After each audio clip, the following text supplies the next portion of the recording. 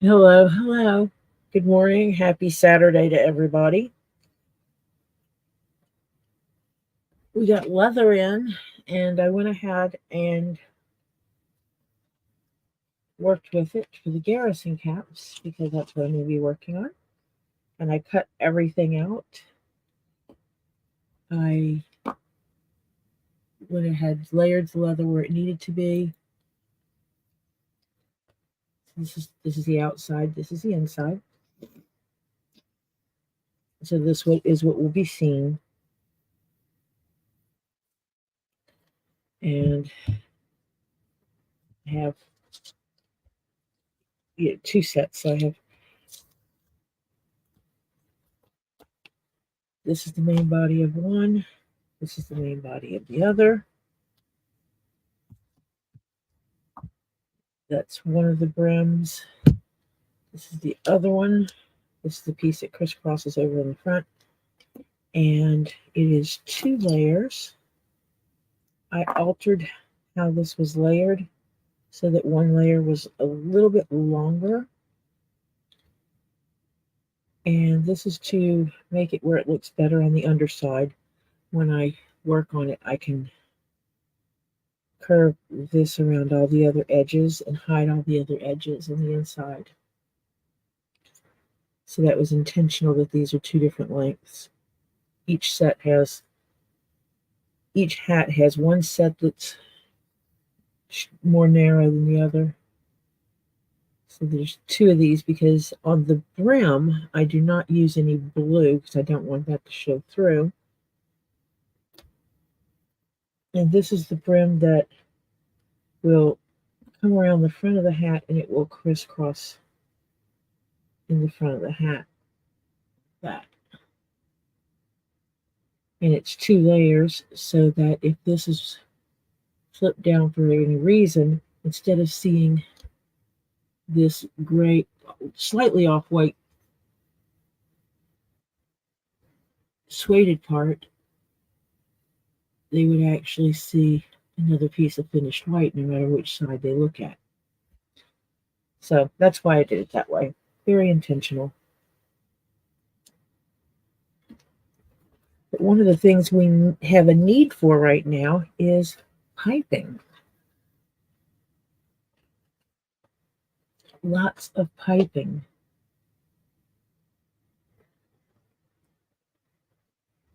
And I need to measure those parts to see. We have to pipe along this edge and along this top edge. Both of them will have it along this top edge of the part that crisscrosses over in the front. One of them will have it up here. So I'm going to start by measuring these.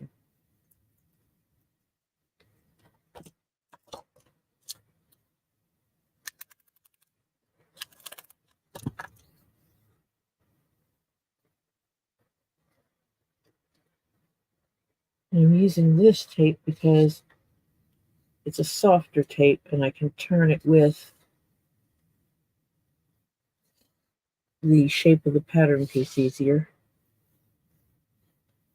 So I need at least 18 inches 4 times, left and right of both hats.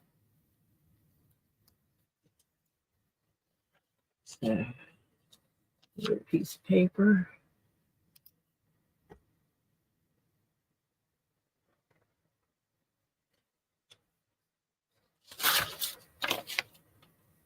Get that out of the way.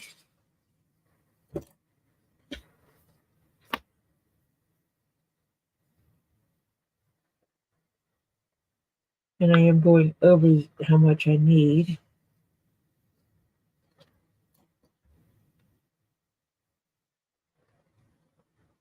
And that is only like 13 inches, but I will go over that as well. Make that 15.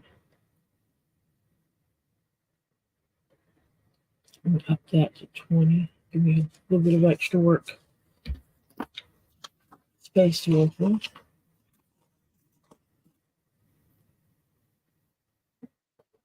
I'm going to pull up this hide here and see what length this is. This is going to be more than long enough across.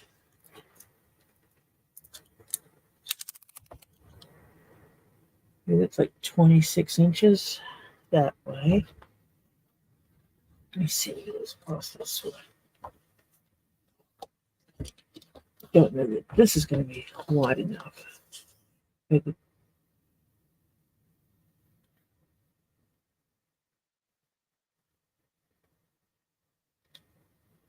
Yep. So I will definitely be cutting it this way.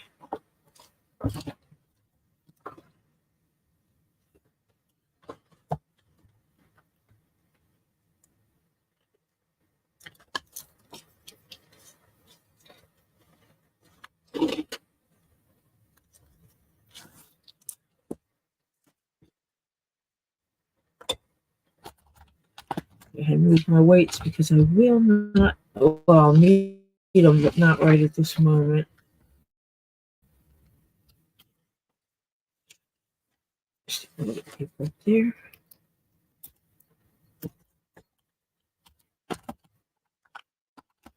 Because I have ADHD, I don't trust my brain to remember anything. So I write it down.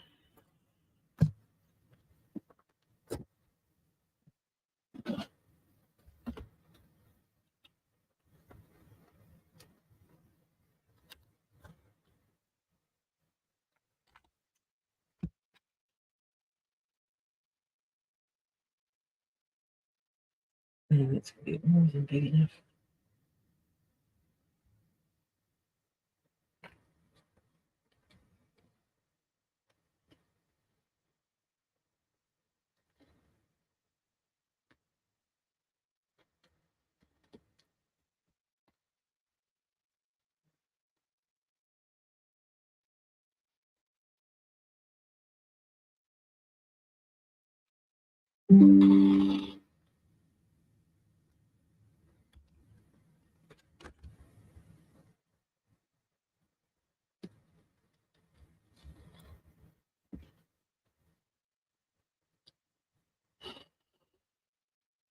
What I'm doing here.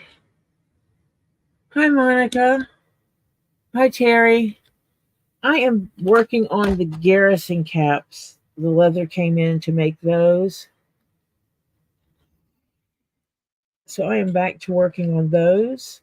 And right at this moment, I'm going to be working on the piping that we'll use for the Garrison caps. And so I'm trying to get me a nice, good, clean, straight edge. So that when I'm measuring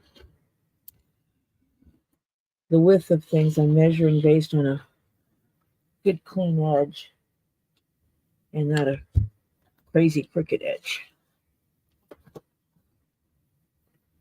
And I'm working from the back side of the leather. This is the front side that'll be seen. And remember, when I do the piping, I basically have this cord that I sandwich between the layers.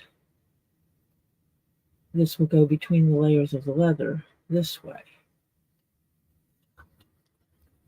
And I will glue it in and push it up to that edge as tight as possible, so that when I stitch it in, I can stitch it using the machine's foot. I can press up against this edge here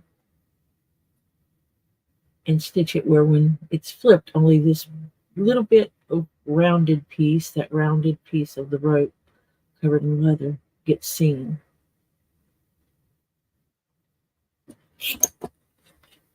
And so that's what I'm doing. And I'm going to cut these at 1 inch.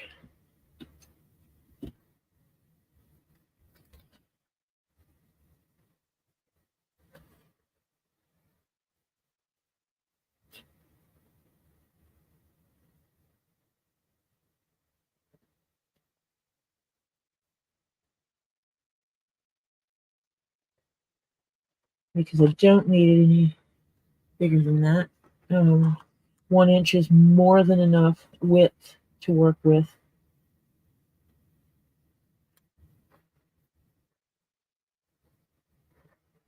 And I'm lining up. I know you cannot see that, and this is going to keep flopping over, so I'm going to cut it this way. Start from this edge. And I'm not worried about it being uneven when it comes to the end that way, because I know I'm going to have more than enough length to work with.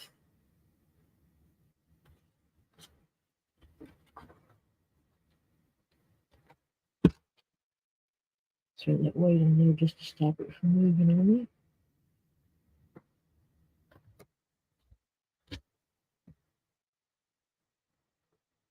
With handy dandy old razor knife. And it doesn't have to be an exact inch, but I do try to keep my edges straight.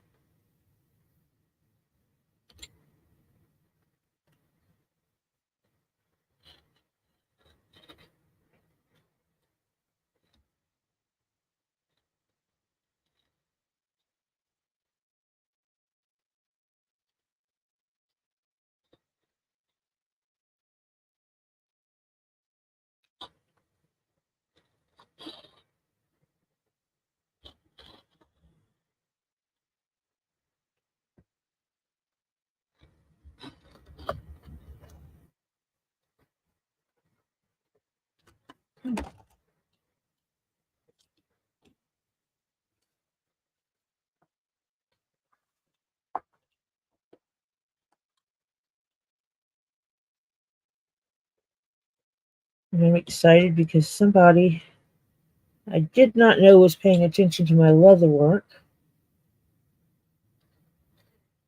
brought someone to me to have some kind of hat made. And I'm not sure if it's going to be a Garrison cap or a different kind of hat.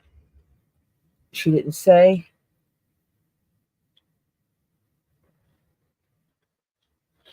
So I will see. And then when the lady contacted me, she said she had 2 items she wanted to talk to me about. So we're supposed to be talking tomorrow on that. And I'm a little bit excited about that because it's not every day someone you don't realize is paying attention is going to hand you a commission like that.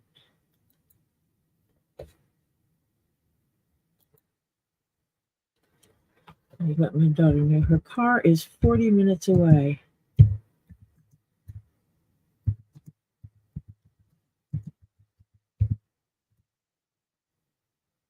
They're delivering her car today from it being broke down. She got home last night.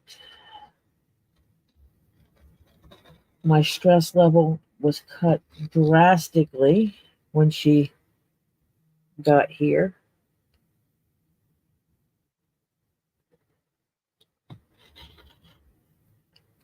When she left Denver and then landed in Chicago, I was already having some stress reducing feelings at that point. But when she landed here and then my husband brought her home, it was like, yeah, I'm good now. And made me feel a lot better to have her home finally. And the car company, for some reason, is messaging me instead of her about the car.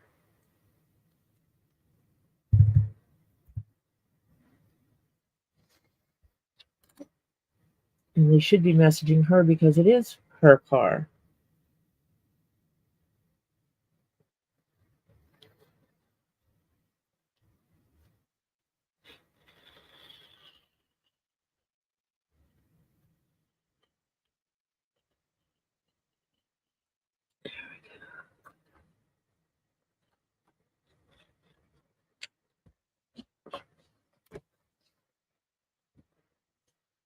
And I'll even up all these edges.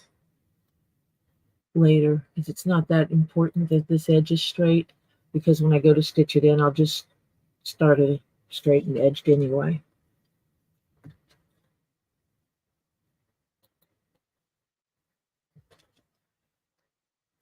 Do you need to put these where I'm not going to drop them? That's 2. 4 more to go. Last time I used a whole hide and I cut it on the diagonal to get longer strips, and I decided I was not doing that this time.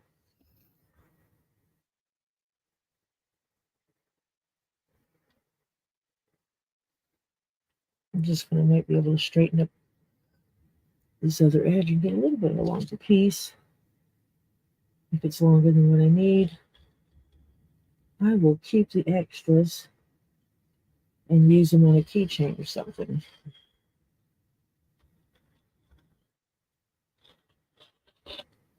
Because one of the things I like to do when I make something for someone is to use their leather to make a keychain and send that along with the item, just as a little thank you for using, choosing me to make your custom item. I think it adds a little something when someone orders a bespoke good, for you to be able to give them as a little something extra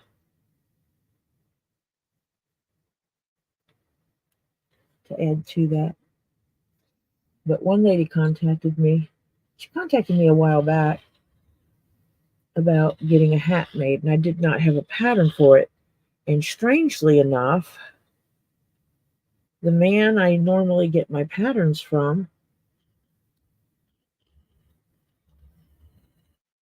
comes up like a week later with the pattern that I needed. I didn't tell him I needed it. It was just like a karma type thing. I needed the pattern.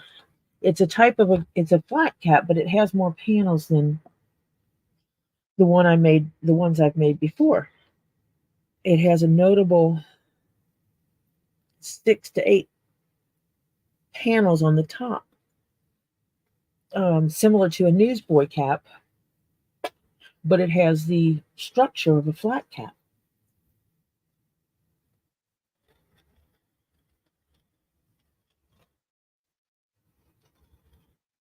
And this lady always wears that when she goes places. And she thought one in leather would be like really cool to have. And she's been seeing the work I do. She saw the other flat caps I've made. So she came to me. And yesterday I named my price.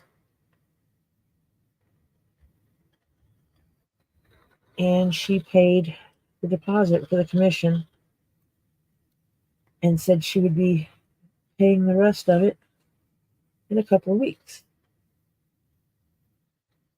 And I was like, that's really cool. That is really cool.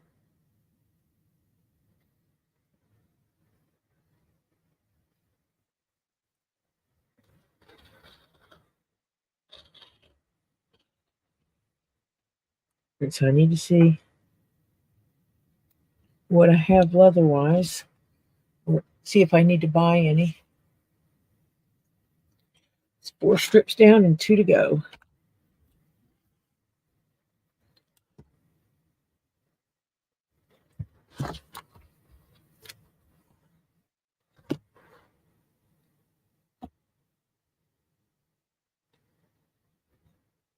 Let's see, this one might be, nope.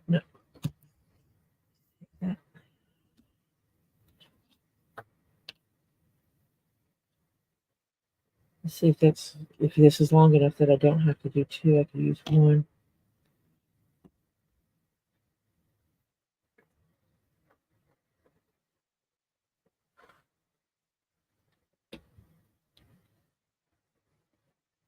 Yeah, I think that'll fit.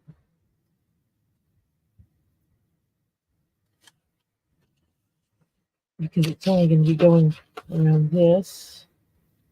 And I'd measured this So that, yeah, so I only need one more strip. That'll cover the length of an entire Garrison cap there. When I cut that down, it'll come up to be the whole length of the Garrison cap, and so I won't need two individual pieces. One piece will do it.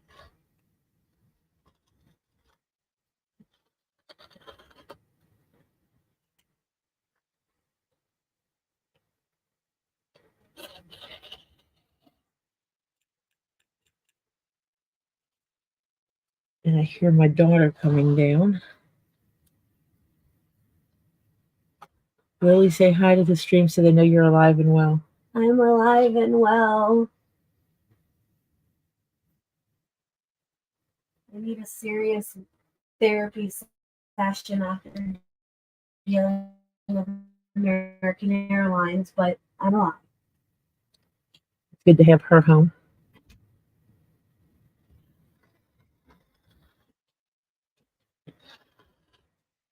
I know some people that go to Get Swamped and or Two Leaves in a Pod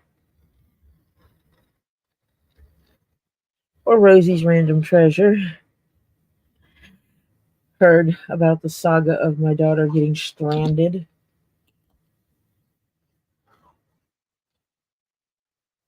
And that still leaves me a piece of this hide to work with if I want to make something else. It's got a nice piece here. So, and I have a second hide of that. That makes me happy.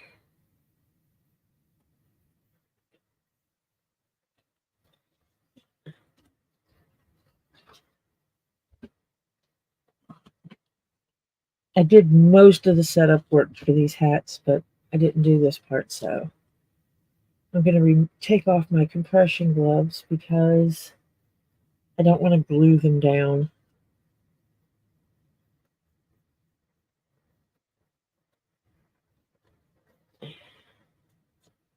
And I do want to grab my other glue.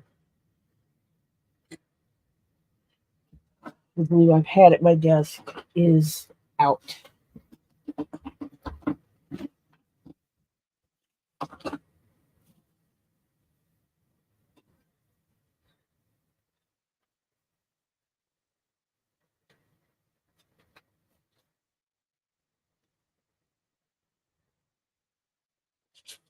And I don't know that I have another short glue container.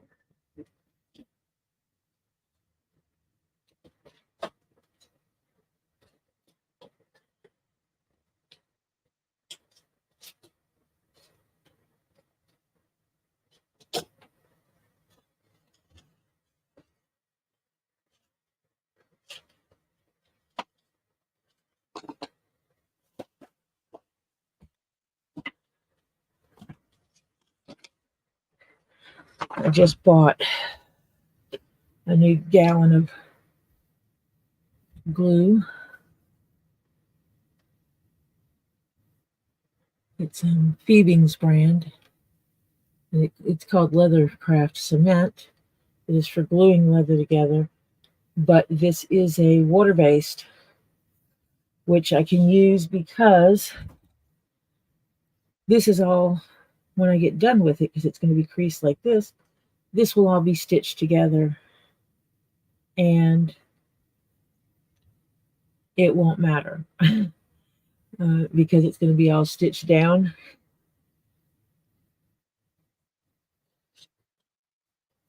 Whether or not the glue holds in a year doesn't matter because of it being stitched. Because we know the stitching will be holding in a year.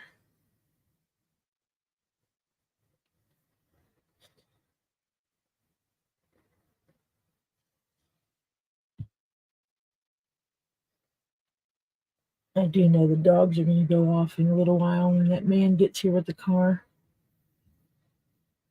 I was actually surprised to see my daughter down here since I know that they're bringing the car. And I told her that. I thought she would have stayed upstairs because she's going to have to go upstairs with the car. I think last time I cut this at 2 inches, and when I folded it over, I had a 1/2 inch. I'm only going to have a 1/4 inch on the inside this time, which is fine. That's all I need. I won't have a full 1/2 inch. Actually, on the other one, I had almost an inch. But when I put this together, it's not. Yeah, it'll leave me about a 1/4 inch because of what's going to be taken up by the rope. And see, when it stitches, it'll be sandwiched, and so it'll get stitched like that, and only this little edge will show. So I'm going to cut me off some rope for this strip.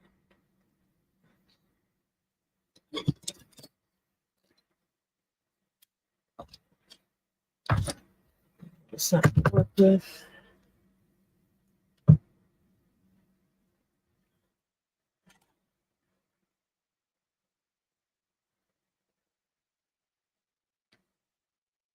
And I think that's right. Yep, this piece is use a longer ruler. Actually, yeah, do the ruler that way. I have something to work with.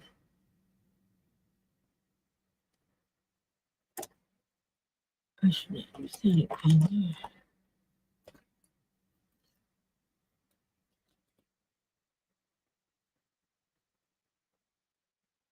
See if this white pin shows up.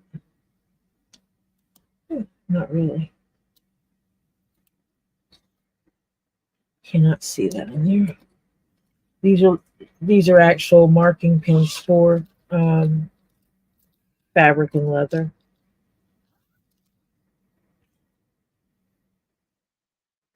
And as I'm pulling them out, I'm actually marking them with a piece of tape so people don't think they're regular ink pens, because they're not.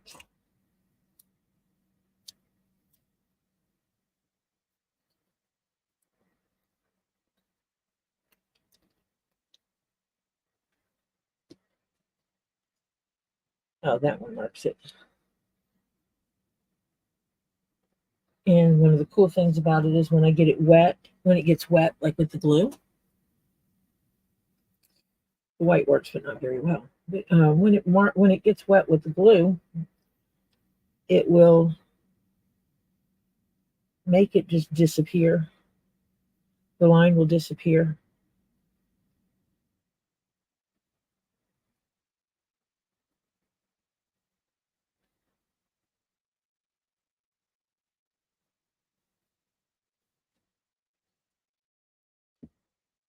But this line is more of a guide for me to tell me where I need to lay that rope when I go, or where I need to put my glue line and where I need to lay the rope.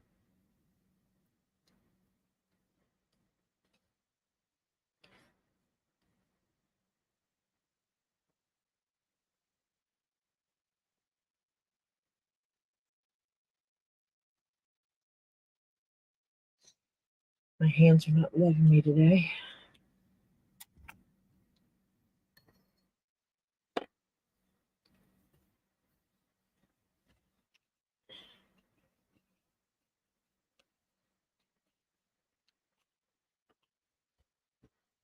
See if I can get this off of here. They got those wonderful little tops that they glue down on top of bottles to stop liquids from leaking. I don't know how liquid this is, so. Oh, this is a very liquid glue.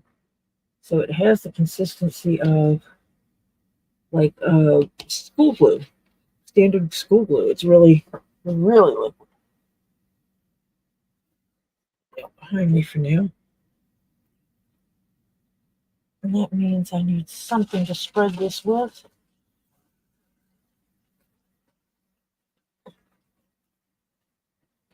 So I will get one of my disposable makeup spatulas that we know I love. these things in the right order. I'm not crossing over.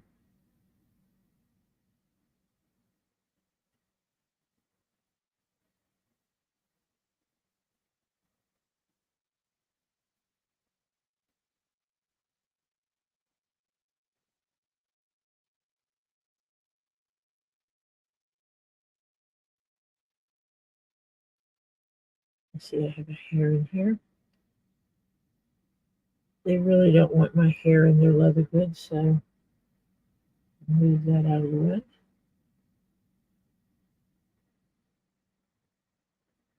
And the rainbow hat gets to disappear. I need to contact the lady. She's in town, so I need to contact her about meeting her before she heads home. And she'll just pick that up instead of me having to mail it to her, which saves money.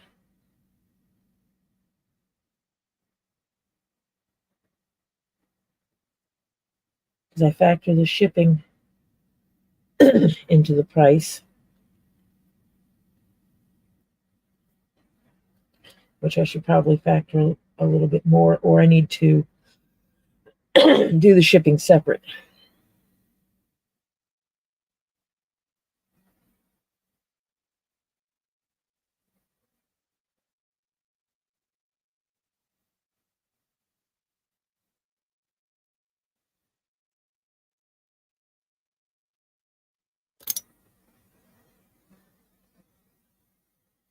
And you guys are so quiet.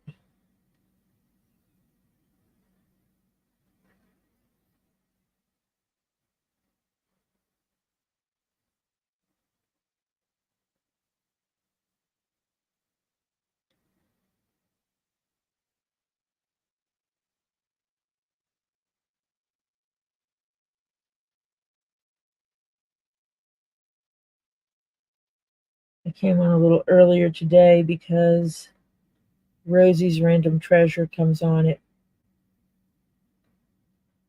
5:15, and I wanted to be able to take a break between my stream and her stream.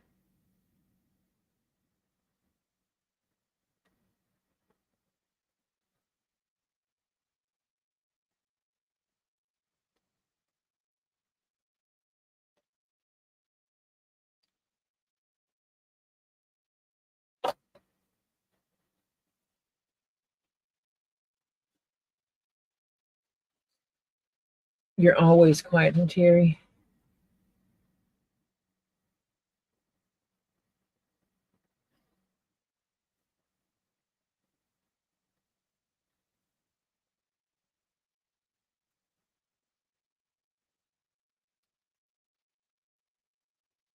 I'm trying to somewhat line up the edges as I do this and push that rope to that center line. And I'll probably use my little short ruler to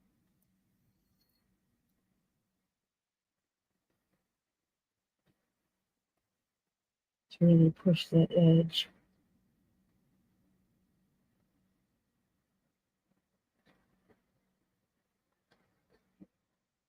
And that works.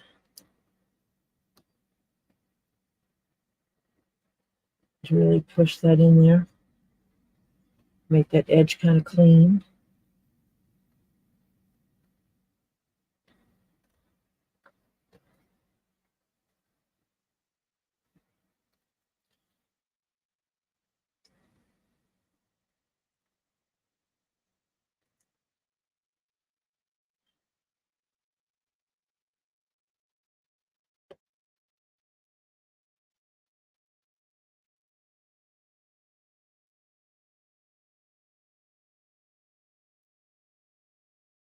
And then some of this, the glue seems to be, I didn't put as much glue, so the glue is drying up.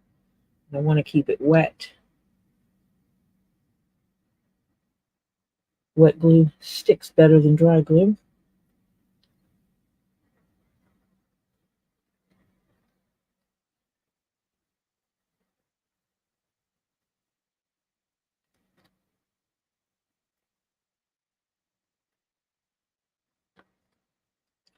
This glue does not take forever to dry, which is kind of nice.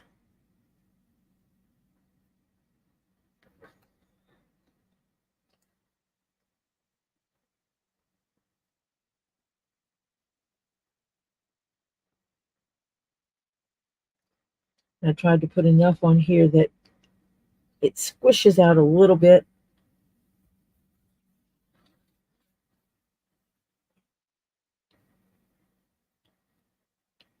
To help hold these edges together.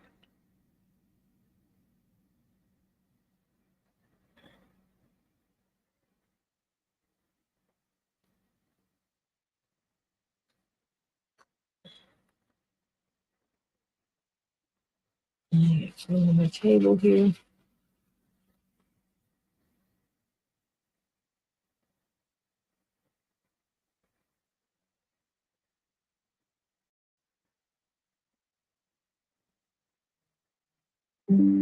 Sometimes people don't believe me when I tell them that a lot of the stuff dealing with leather work is almost like kindergarten crafts.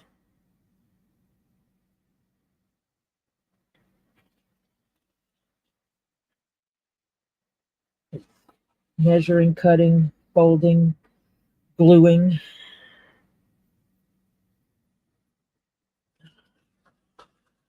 Making a mess, cleaning it up.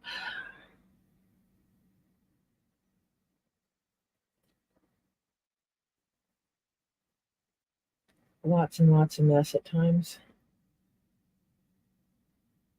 This closer.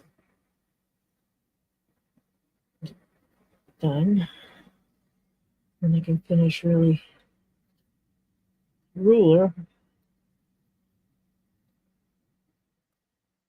Pushing it in.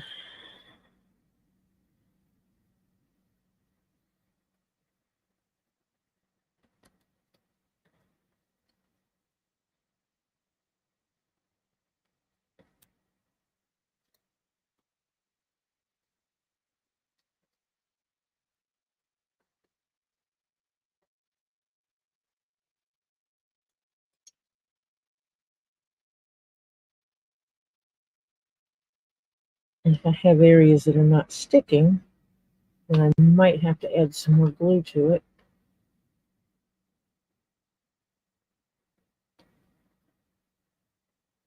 Which means I might have just put too much glue.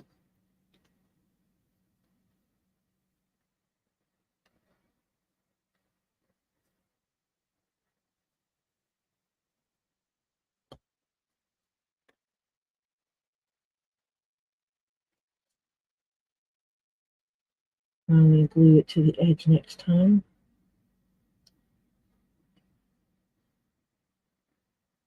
Get the glue further to the edge next time so that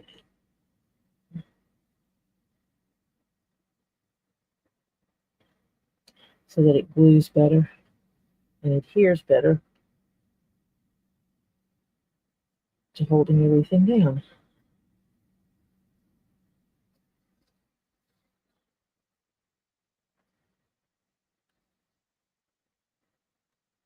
I did that so I put the paper towel there so it could catch any of the glue, which it did. Which obviously you can't see because white on white doesn't show up very well.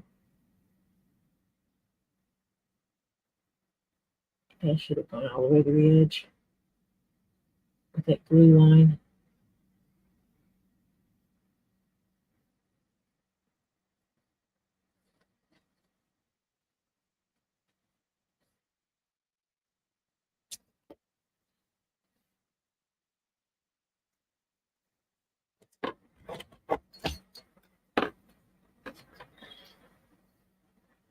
This one is a finer, not as thick of a ruler.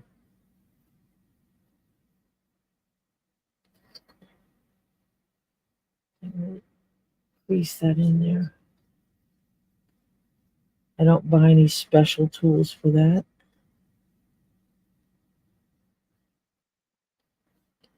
I do have some special tools coming for other things, but like those, when I was working on the toiletry set, I was having to burnish the edges, and I bought a tool that's going to help me clean those edges up a little quicker. Actually, I bought a couple of things that'll help me clean those edges a little quicker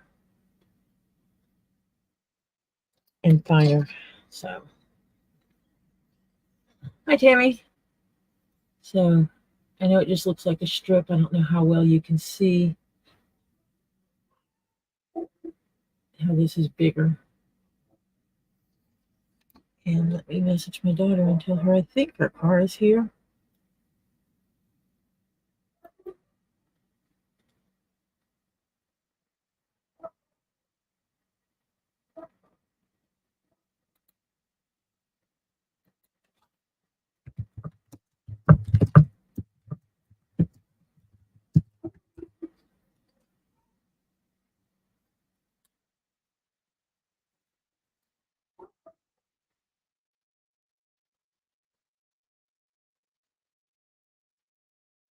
That's a great possibility that the car has arrived and Lily has to go see her car.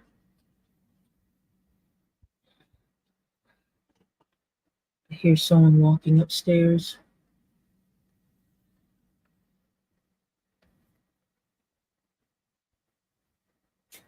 So this is strip number 1. I set it aside.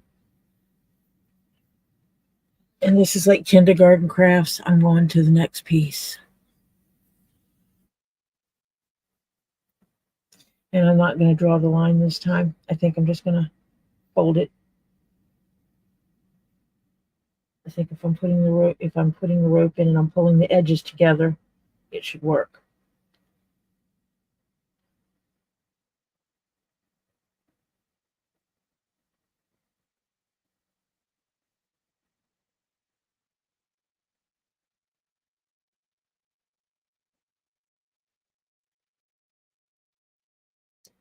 Cut the rope for this one.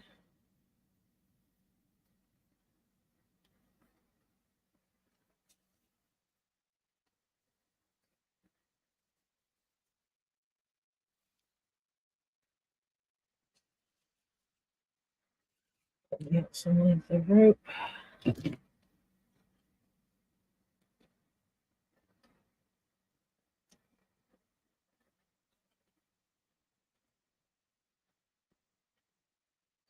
And some of it is off the screen because my work area is bigger than my camera area.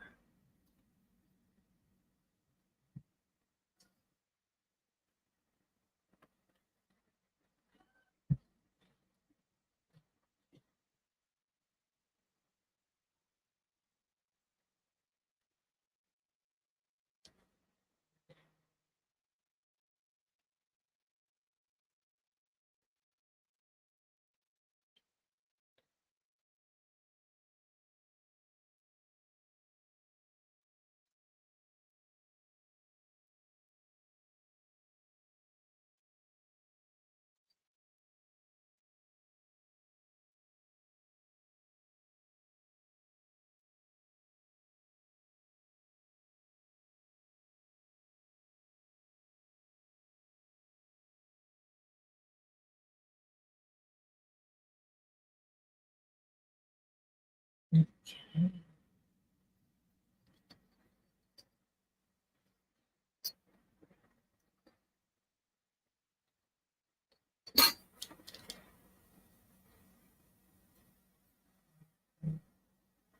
She said it was not the car, it was the UPS delivery. Different kind of delivery.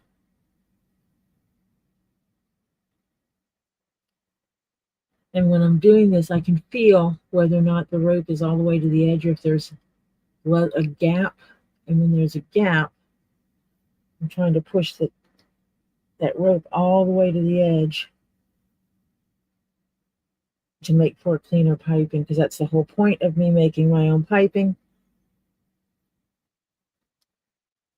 because I don't like what's commercially available for me to use, and it also limits my options to use what's commercially available. This way, by doing this, I can use virtually any color If I can get the leather thin enough, then I can make piping with it. Which there's a whole rainbow of colors you can get this thinner leather in.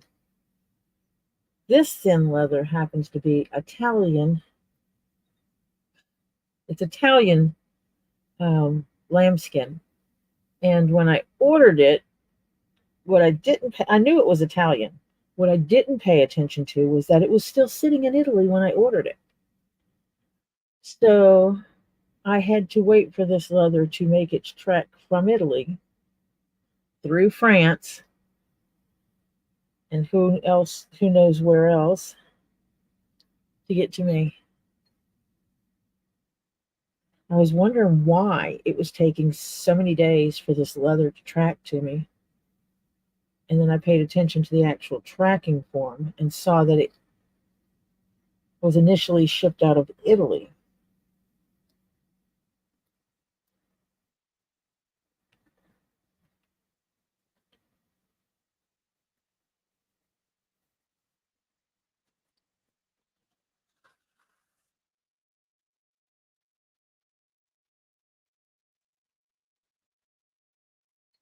And then it got made its way to me.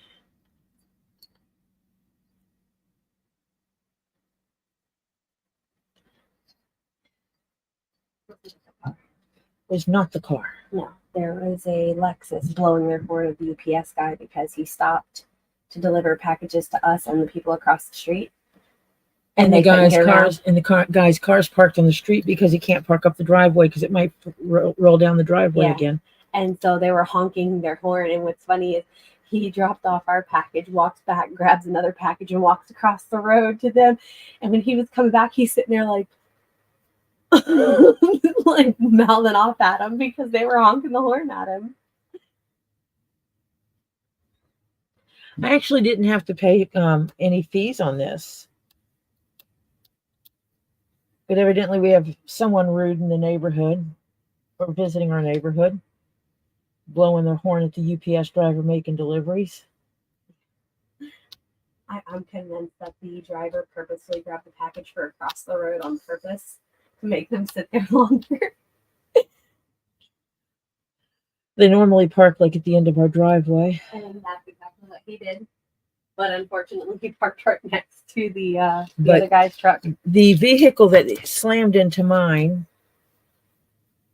is now parked on the street. He parks it on the street across from my house. Not directly. Tammy says, "Welcome home." Thank you. She says, "Thank you."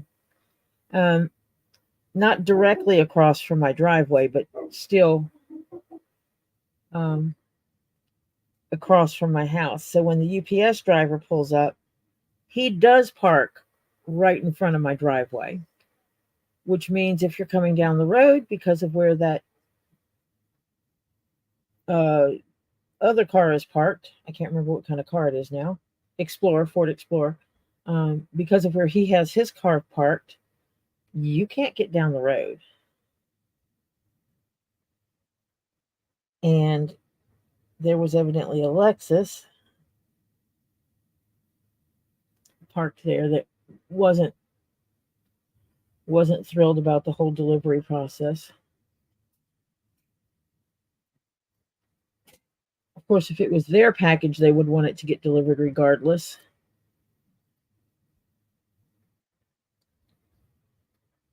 So being rude to the delivery driver doesn't accomplish anything.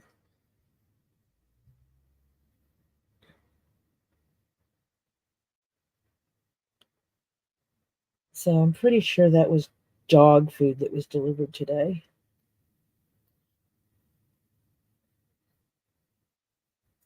Because I'm pretty sure that was my Petco package.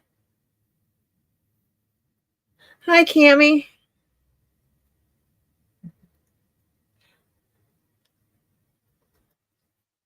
I am making piping for the Garrison Caps.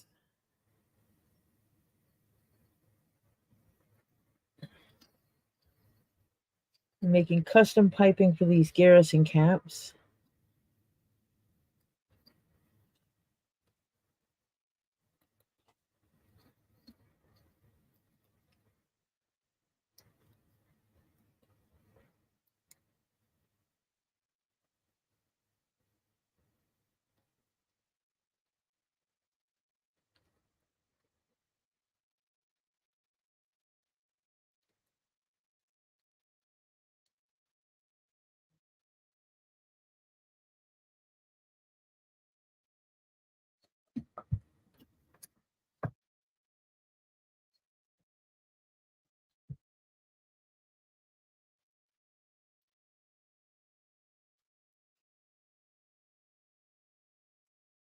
This piece went pretty good.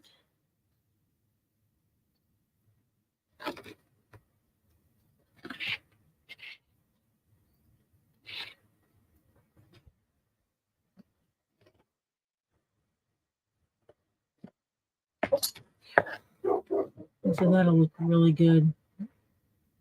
Now that that edge is creased, you can really see.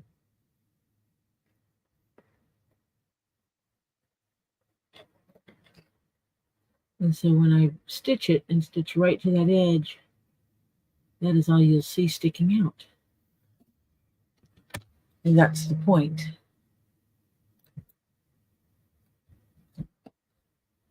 Hi, sweet cheek. Yeah, this is oh,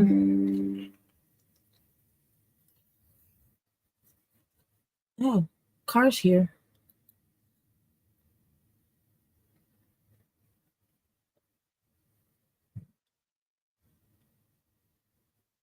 Yeah, car is here.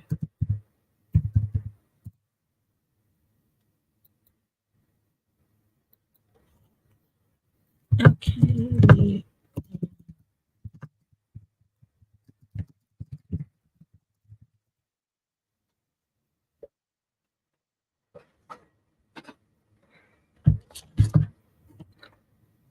That way they can take care of that because it's not my car. It's not in my name. So legally I can't do anything for it. My daughter does have to take care of that since it is her car.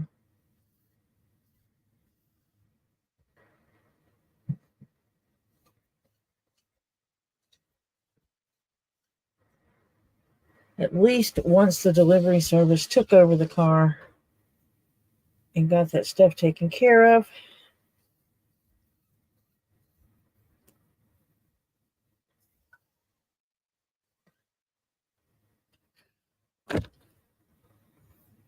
they got it picked up. They picked it up when they said they were going to after I finally got them to do it.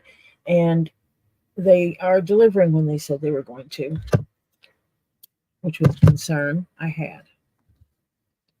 And now she can look into getting it checked out, find out what's going on with it.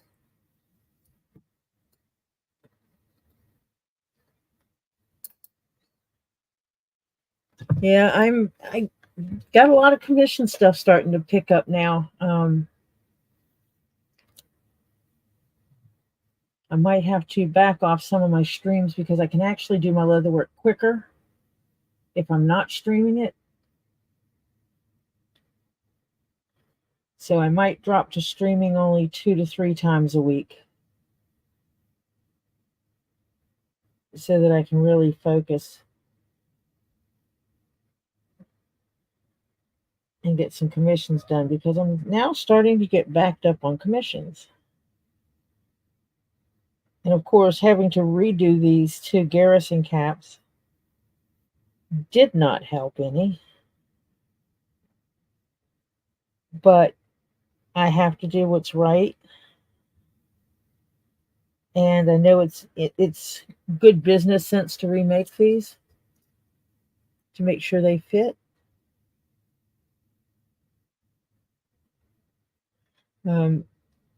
People that I know have people on their around them that are taking notice of my leather work, and that makes me happy. Oh, come on. Do not give me a hard time. I was trying to avoid getting my thumb in the glue, but getting this to fold over to start with is... I think this leather may be a little thicker than the one I was using before. I'm not sure.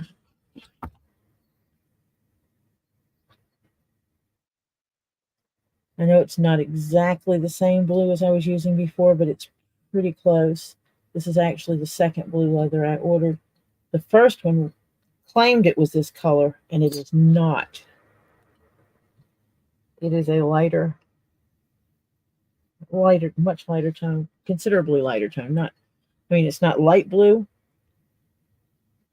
It's not a light. It's not like baby blue or anything, but it's still not the right tone of blue for what I was looking for. I was trying to match as close as possible to the same blue I had prior,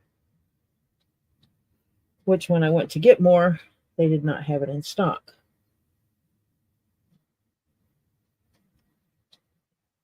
These hats are needed this month.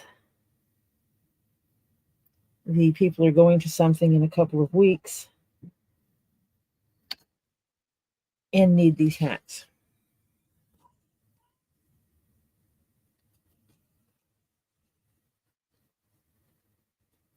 Yeah, I have some recordings I actually need to that I need to put up because I have recordings from when I made Scott's. Obviously, there's no voice associated with it. So I'm either going to have to voice over or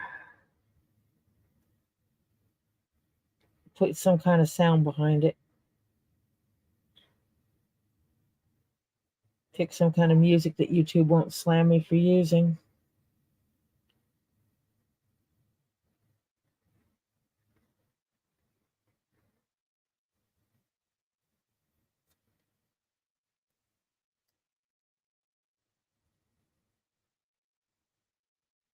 But I recorded doing his.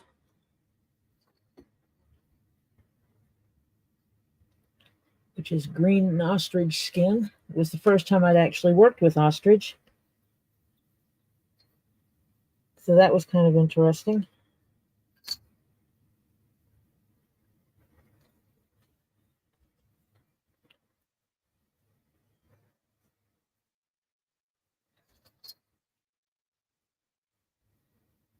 But with just picking up one commission and having someone contacting me before that saying they had 2 things they want me to make, I'm like, whoa.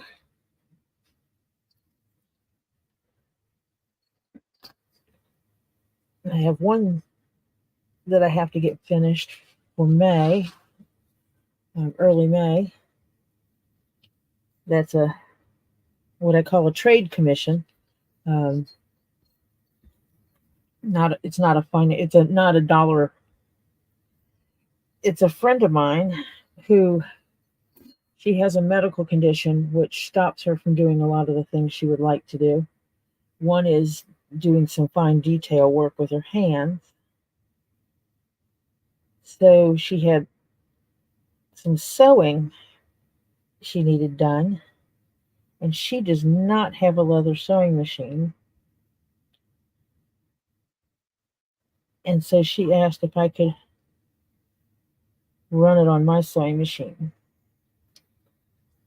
And she actually manufactures some leather care products that I like. So she sent me leather care products, and I'm going to stitch it for her. Which made her happy because she manufactures it, and it's actually a tax write-off to give away samples. So she can write it off business-wise, and she gets what she needs done.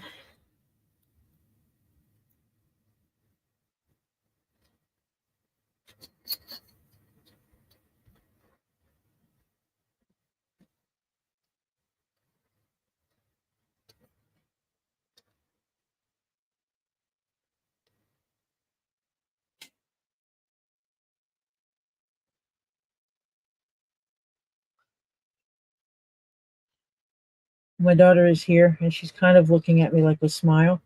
It means her car is here. Okay.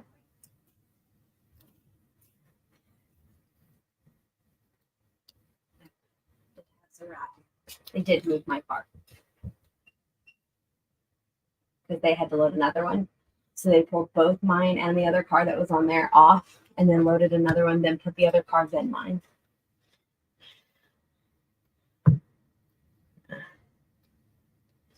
Good reason for him to have your keys, huh? Yeah. And he said, if you need to move it back, just you have my number, let me know. I said, oh no, it's not going back. It's staying here. It does not belong I in said, Denver. but we do have your contact info, so we can pass it along if anyone else needs it. So if anyone needs an auto transport in the United States, He does not speak good English. there's a guy who does not speak good English. He texts just fine. He is a And nice guy. evidently he's a nice guy, and he will get your car from point A to point B. Yeah, I barter. I absolutely barter, sweet cheeks. Some people thought I was joking when I made comment about trading leatherwork for rocks. The first time, I said it, and Barry Butler texted me because he has my number, and he goes, "Are you serious about trading people buying you rocks for your leatherwork?" And I'm like, "Yeah, you buy me $100 rock, I'll make you $100 product.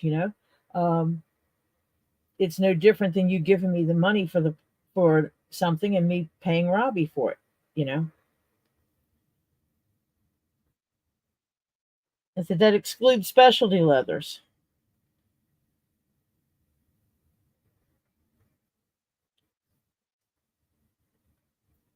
And so he's like, "Oh, well, then we can do that. That means we can pay you a little bit we can buy you something a little bit at a time to get the money together for Joyce a pretty purse." And there was a rock that I was looking at, and then they turned around and bought it for me, which made me a happy lady. They are nice people. Joyce and I had some wonderful conversation when first time I was down there, when we first met. I won't go into the details of the conversation because it was very private, but we made a connection of something common that we'd been through that was different, similar but different. I'll put it that way.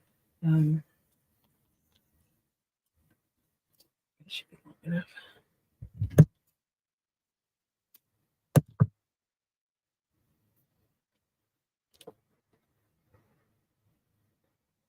And then MZ has bought me a couple of rocks from Lisa.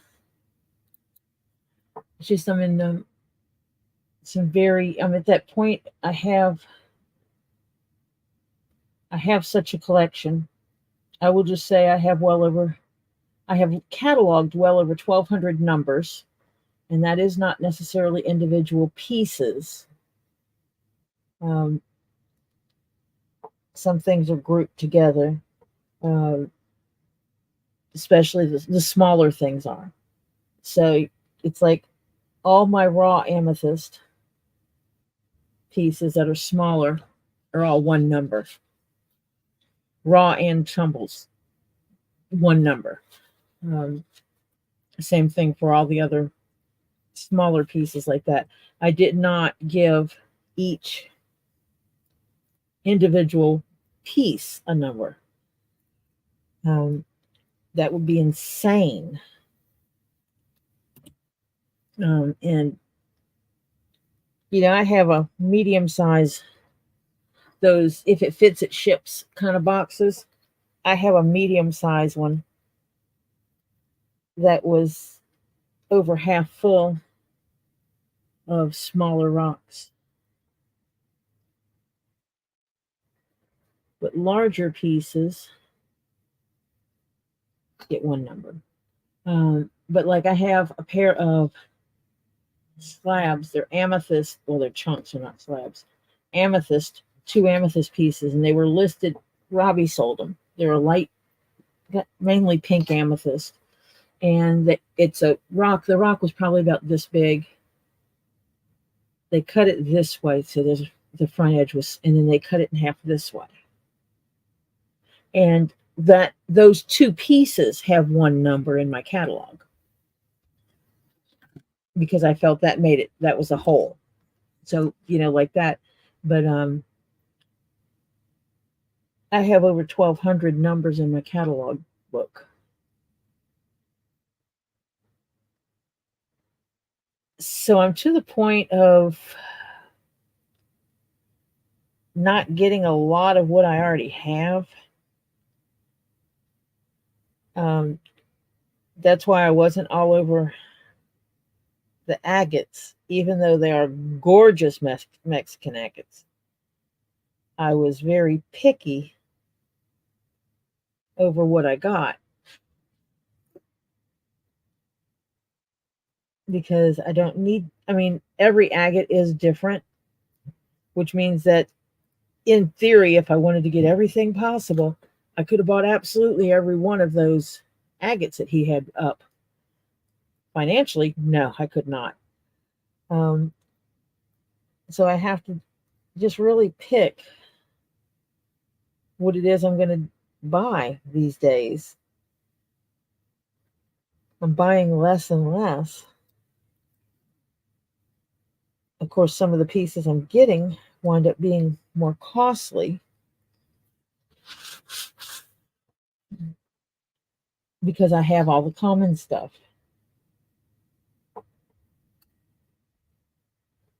So in order for me to buy something that's common, it has to be unusual.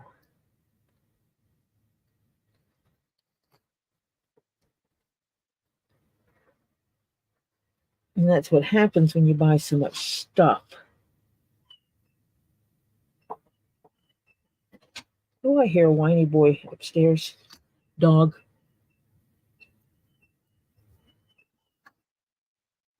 He does not like being left alone. Nothing like a dog having whiny syndrome because he does. Don't leave me alone. Hold on one second. Let me mute this mic so I can fuss at him.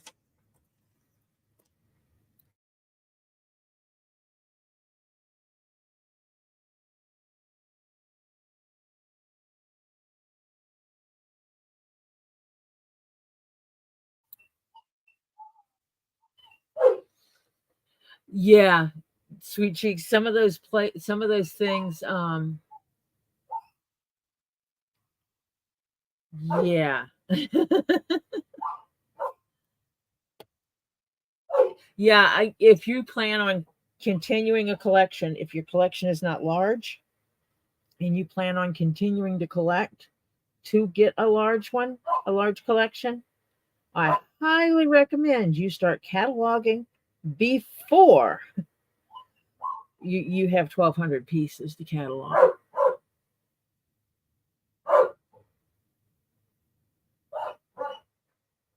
Because I had to basically take everything that was on display off of display.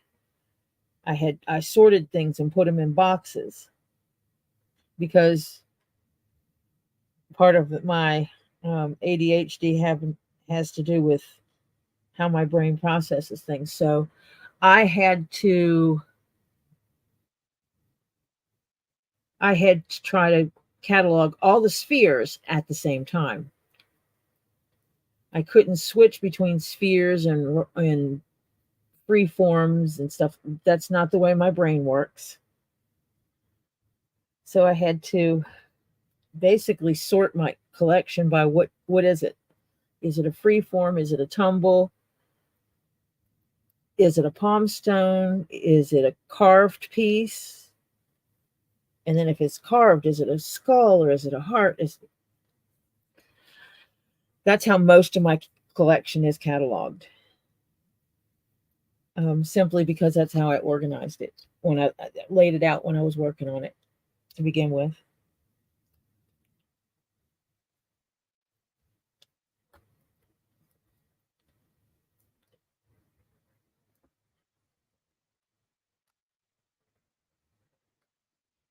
One of the things I actually have a significant amount of is bumblebee jasper. I was lucky enough to have bought some before the prices had gone up. And so I have quite a few pieces.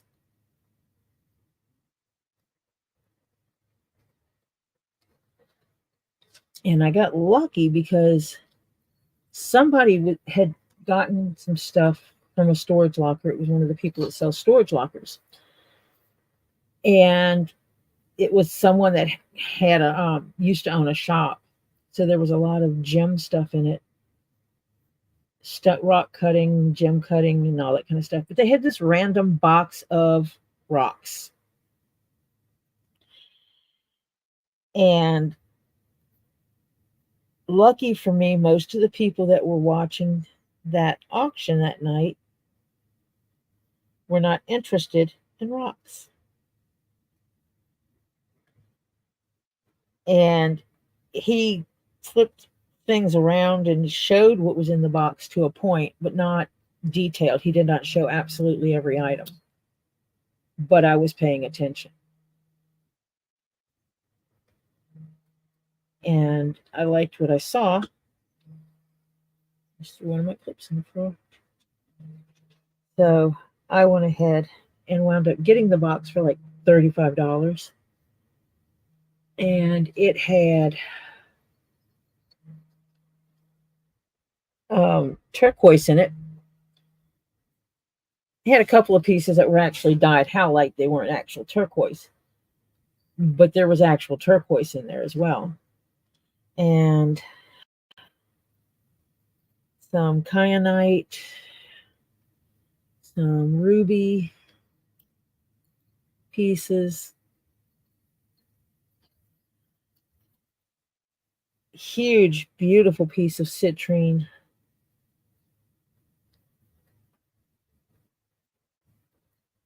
Rose quartz. It just had some really notable rocks in there, though. So I paid my $35, smiled, and waited for it to arrive, knowing daggum good and well that what I bought was worth a heck of a lot more than the $35 I paid for it. Let me see. Oh, yeah, one of these is twice the length I needed it. That's right.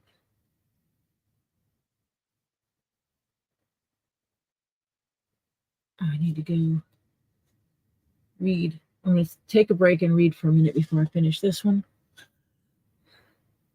Okay, there we go. Trading products. Yep. Tammy, I actually just have not had a chance to look.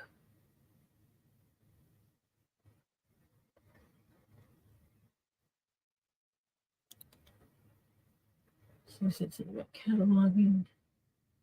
Yeah, that I snagged up some purple agates too, because purple is my birthstone. That's one of the reasons why I have a lot of purple stuff, but it's also my favorite color in the world.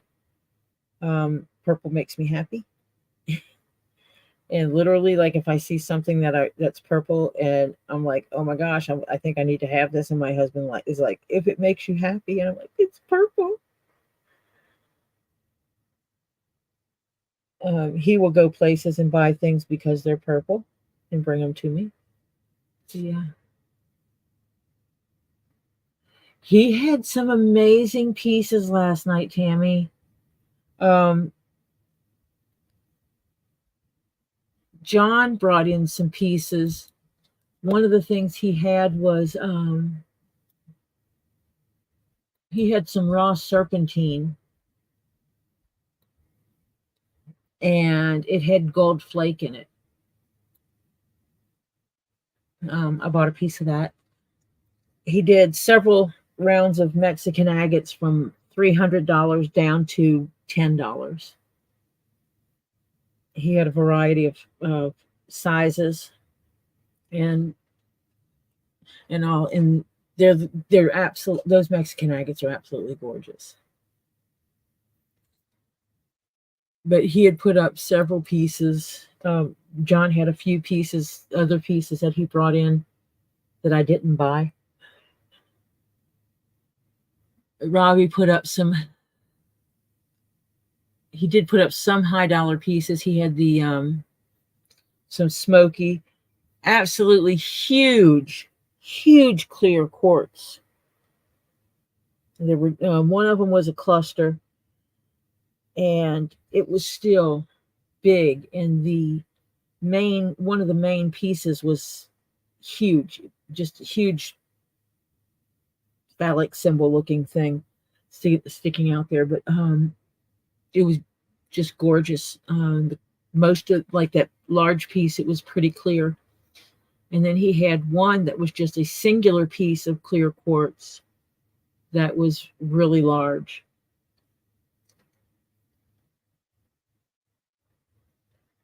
And he had some smoky, that alligator skin looking smoky, like the one he found the hydras in. He had a couple of those.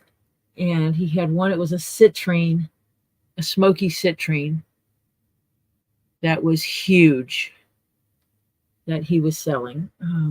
They went through a variety of things. He did put up some high dollar stuff, and then he did put up some stuff that was a heck of a lot less expensive.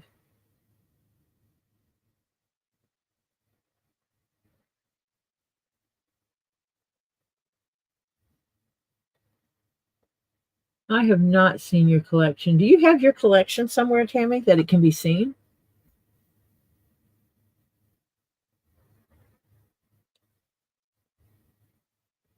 Yeah, we were in the doing the live still.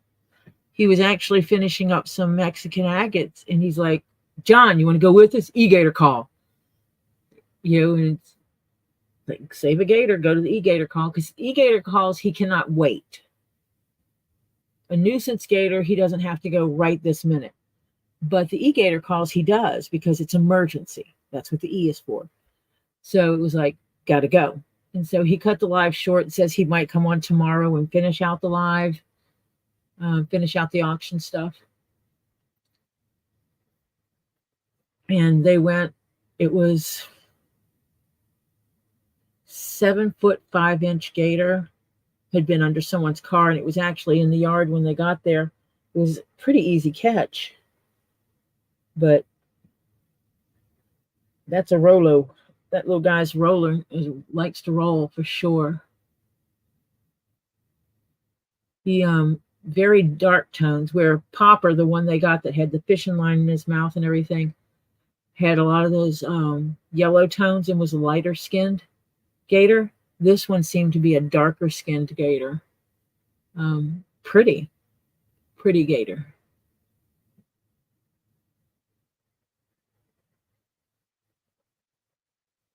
Yeah, Sweet Cheeks, I am the person that will find a place on the item, and I have no problem scratching it. Like, these were cabochons, so the backside, the part of them that would be covered, whether they're set in around the edges, if they were set around the edges or something like that, it's not going to show. And I just took a knife to it, and you scratch it, and then you start seeing that the color is only on the top. It's like, yeah, that's howlite. Some things it picked up that it was howlite. When I was scanning them.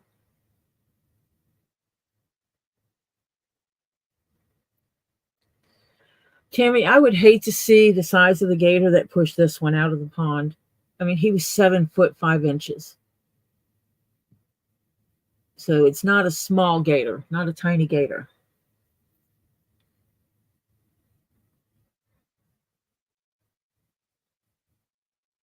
Robbie was really hoping to get a girl, but he did not.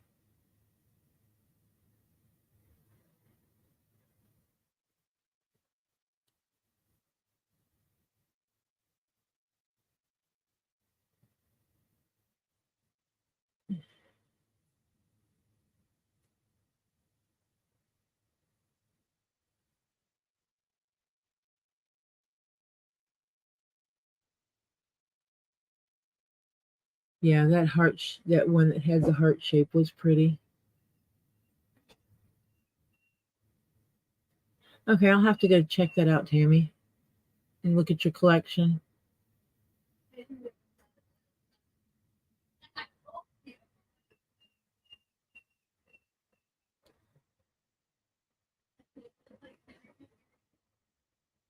E-gator call.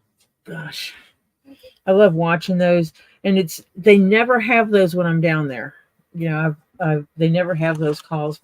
If they did, I would just go and 17 something. I moved up. Now it's like an inch diagonal. Hey, Oliver, would you take my cup and make me coffee?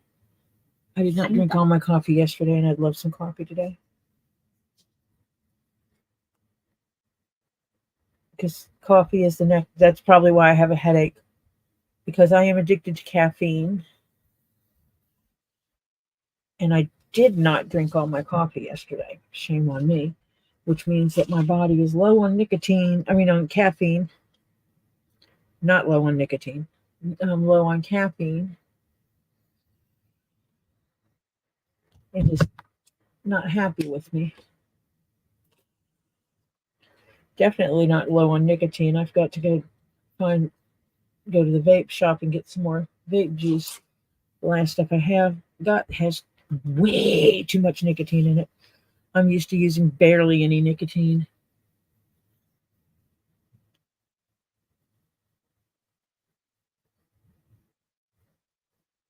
Oh yeah, see,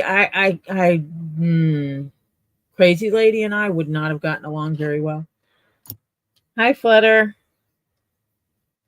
Because I would have went up to her and flat out told her, you feeding this gator is the reason why it's probably going to have to be killed.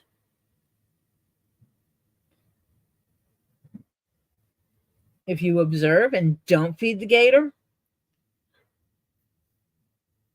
you have less problems.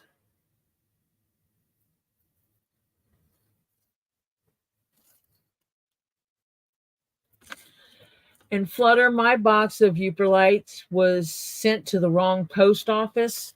So I am still waiting for my Lights to get here.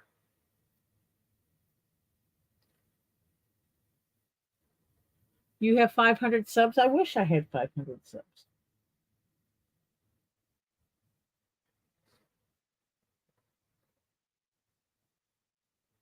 I want 500 subs.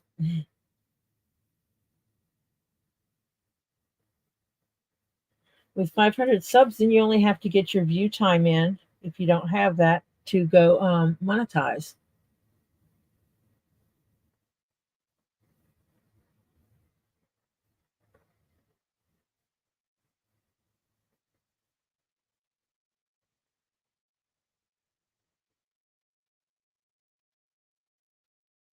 Which means people can drop you money when you're live.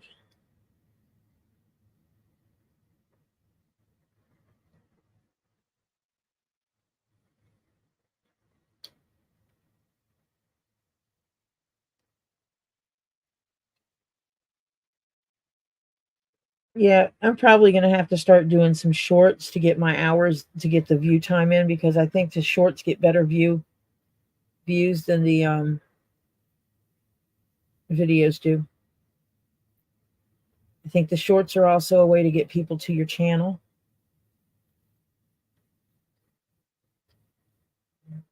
So I think that's the route I'm going to take, is basically taking some of my videos and chopping them up to make shorts.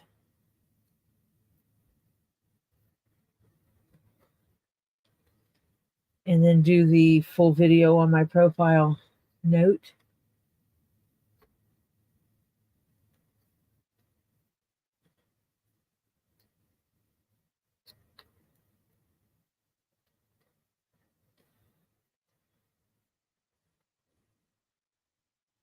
Terry, you don't record videos and post them, and you don't stream. So yeah, it has to do with that.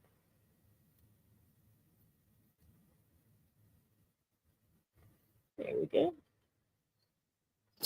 And this is the last of these piping things I have to do.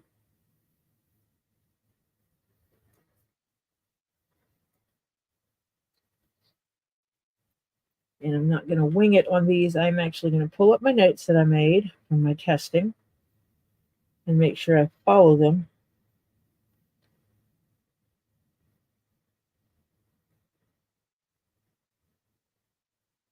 so that these come out correct.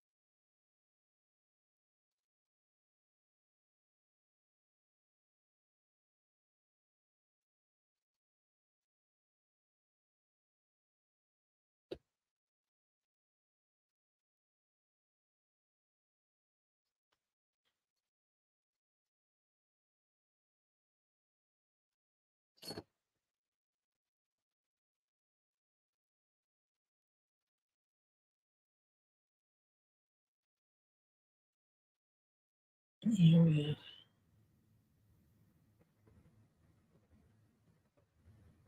Thank you, Flutter. Yeah, I found that pattern. I thought the puzzle purse pattern was just cute. And so it was one of those, I just have to have it. And the thing is that you could do so many things with it. The reality is, I could take those puzzle pieces if I had someone that did artwork on leather. I could probably put the puzzle pieces together in paper form and lay them on a picture,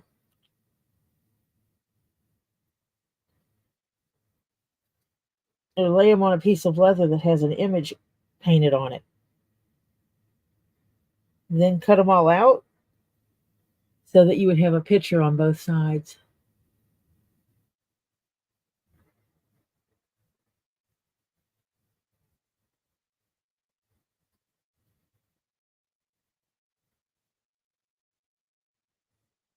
Yeah, I think for a lot of them, shorts are the way to go.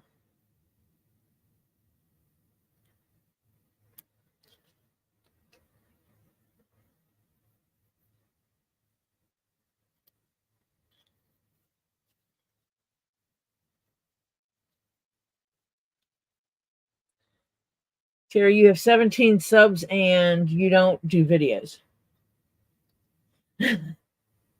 Most people on YouTube, if you're not doing videos, you don't get a lot of subs. And the ones that do sub to you are usually people that you know.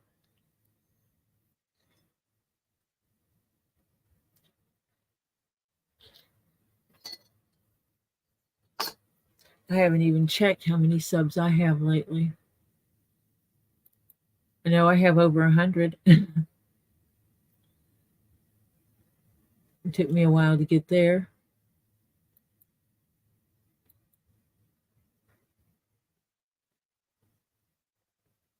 Yeah, I'm at 104.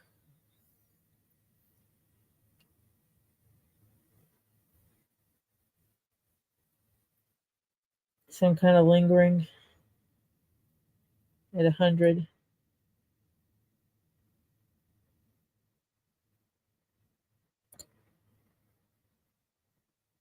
I need to find out the right hashtags to put in videos.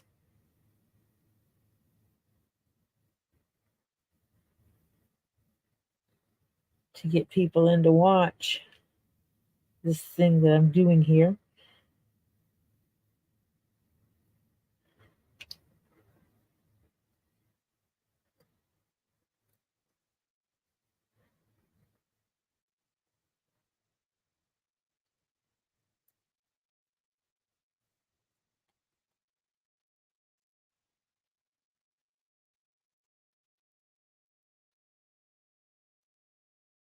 And yeah,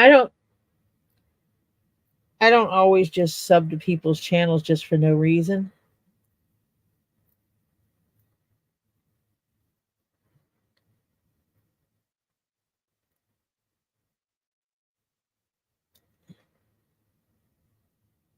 Usually if it's people that do videos and I know they're monetized, or either that or they're working towards getting monetized, I try to do something with that.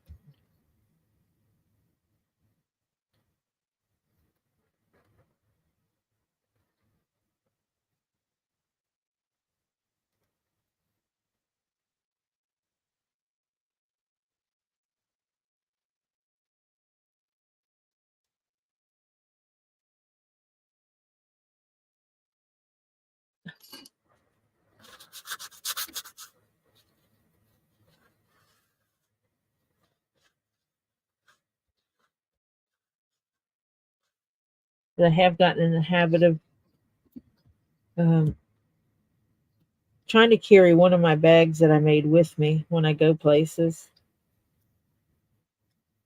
I might start wearing wearing my top hat out, as long as it looks appropriate with the rest of what I'm wearing, and just kind of draw attention to my works.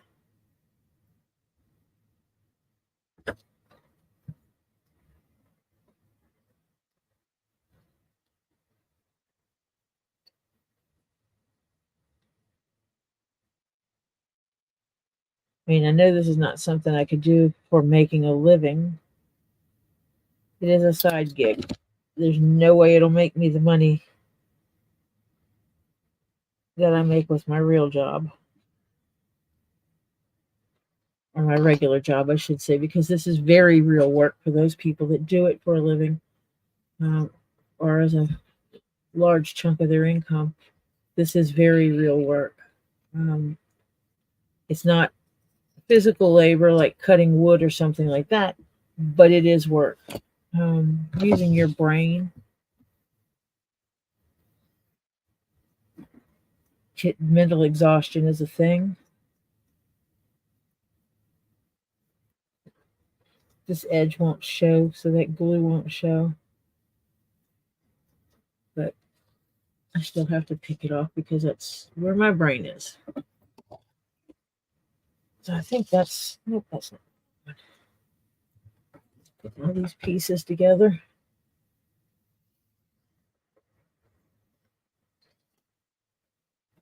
I have one piece that's a bit longer than the others. Actually, I have two pieces that are longer. So I definitely have more than enough.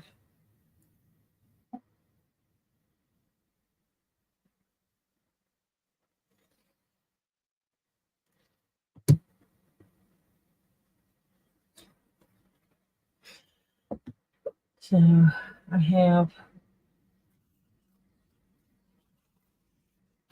this piece, which will get edged.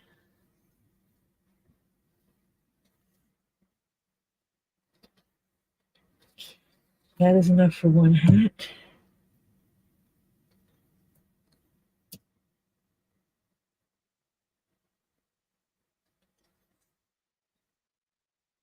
Only one hat gets it across the very top edge. That's right. Both of them get it on this edge.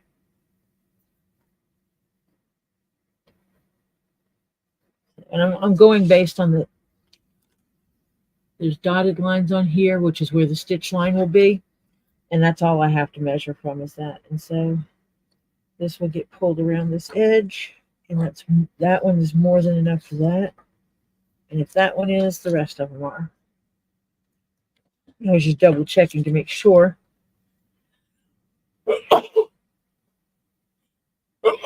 Excuse me. Making sure the length of these was more than enough.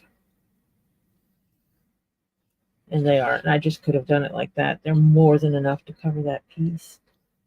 I have two hats, so I needed 4 of these. Pretty sure the long one is not long enough to go on it twice, so don't think I can do a whole half with one of these strips. No.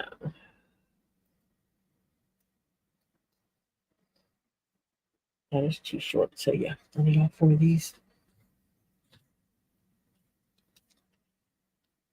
And one for the other hat. I can move the glue out of the way. Put it somewhere flat.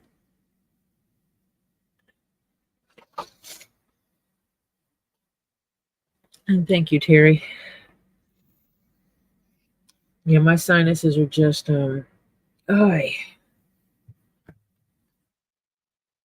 crazy.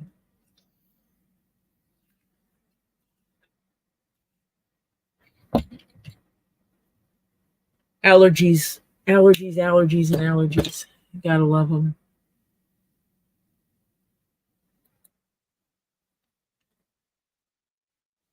I hope my grandchild brings me coffee soon. I'm gonna get me something to drink though. I am gonna show you something before I start working on the Garrison Cap any further.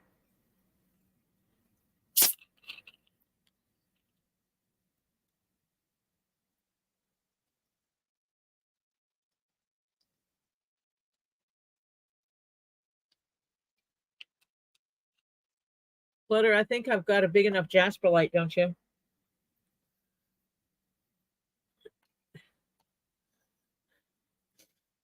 I can't look at it anymore. Might want to buy it.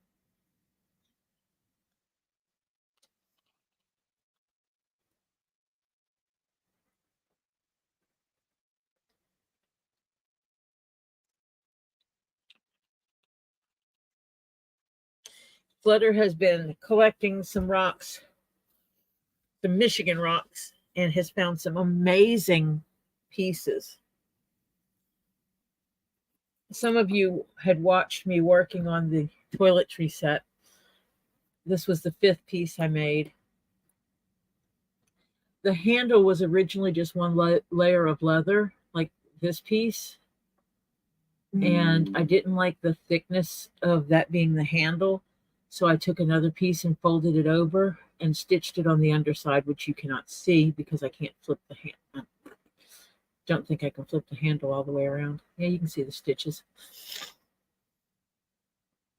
And I did that too. I have something just to hold on to it. And I wanted something that felt like I was holding a handle and not a strap. But this was the 5th piece of the toiletry set that I worked on. I like this little detail that they did with the pattern.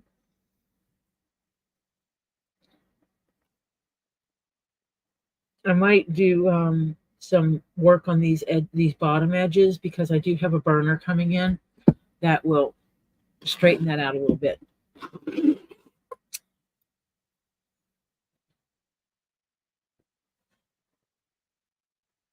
I chose not to finish the inside of this. I actually like the color of it.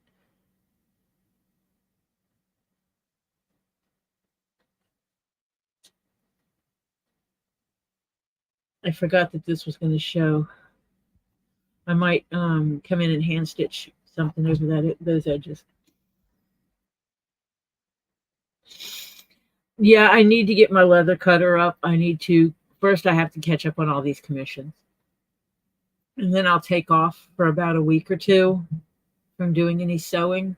And I will work on getting my laser cutter set up because that is a huge machine worth a lot of money that should not just be sitting over there. So that was the 5th piece. And then there's the round set that was made. This one is 7 inches tall.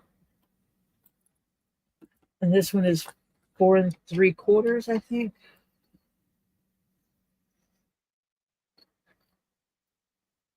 Yeah, 4 3/4.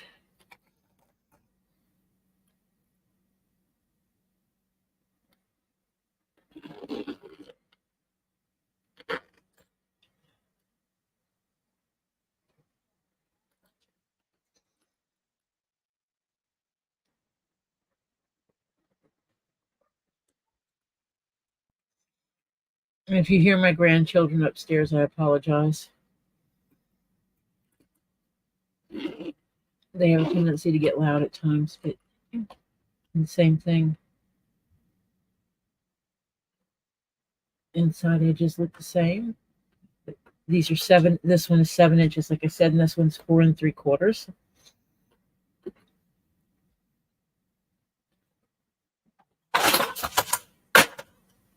I just knocked over my other camera holder. And then this one is they called it roundish or almost round. I call it squarish because to me they're squarish. And this one is 7 inches tall. It is 7 inches tall.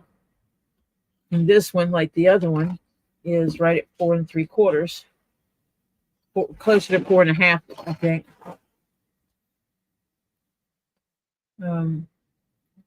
So it's short as well. Topher says he's sorry if you hear him making noise over there. He's bringing dog food down.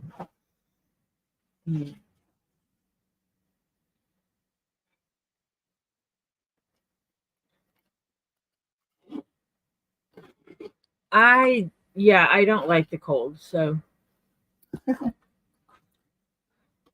that's one of the reasons why I live where I live, because we don't get the extreme colds anymore. But yeah, I really like this set. I'm going to be using this set at the end of March when I travel. I will probably have it with me at Lisa's when I travel there at the end of April. Hello, everybody. It's Topher.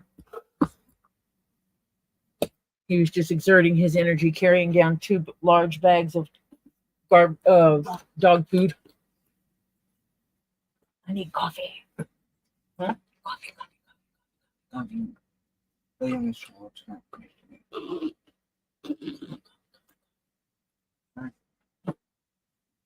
I don't care who's making it. I just want it.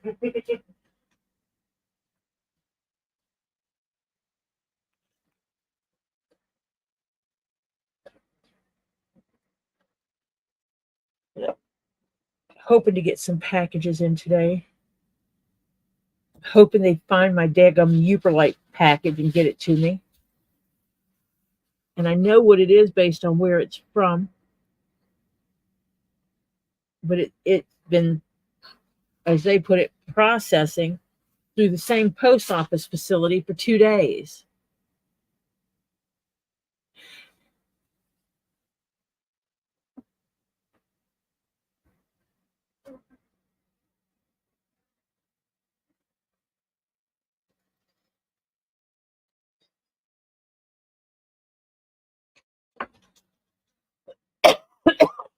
So for everyone is saying hi to you too.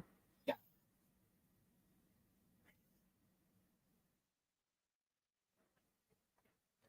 No, I have my tracking number.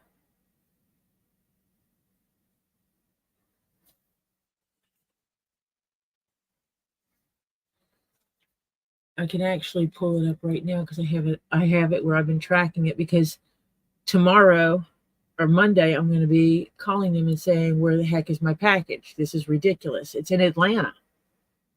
So it's in the state of Georgia. It's not lost as far as, it just got sent to places unknown. It is here.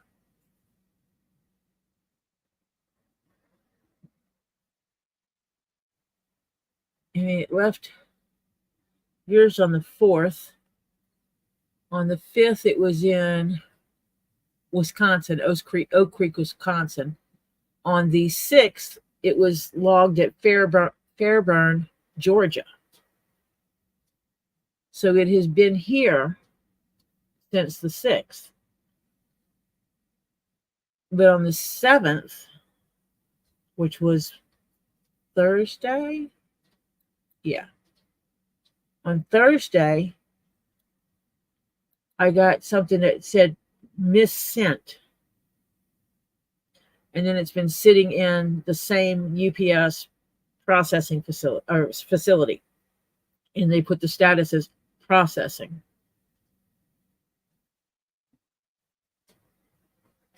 And it's irritating.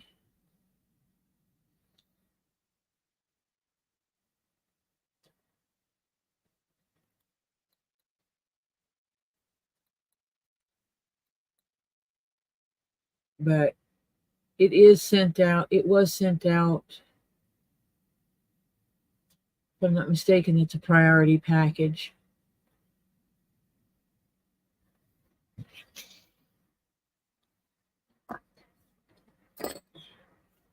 Yeah, it is very irritating. And that was sent out priority, wasn't it? Butter?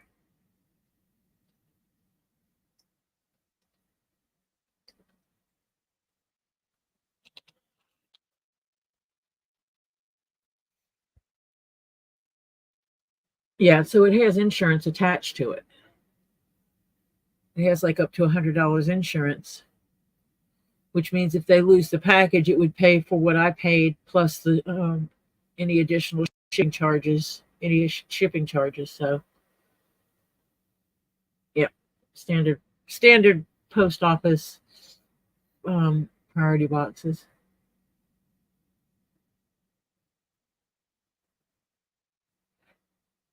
Are those the ones that you pay?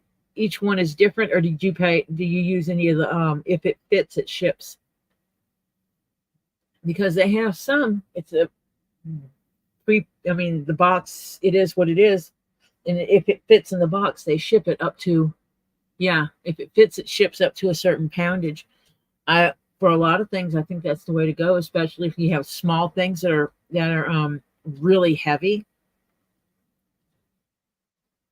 It's the way to go. You have a great day too, Tammy, and I will be going through your videos so I can look at your collection.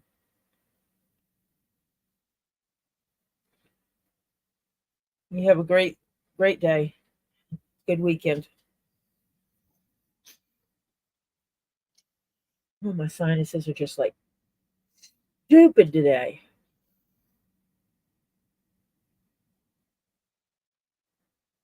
I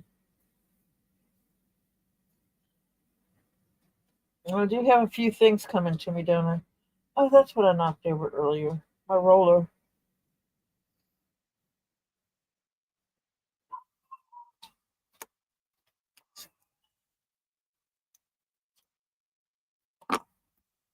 Oh, I've got to stitch the back of these first. I can't do any prep work because I'm not ready to. I don't have the sewing machine set up to use, and I don't have my second camera set up to go over there.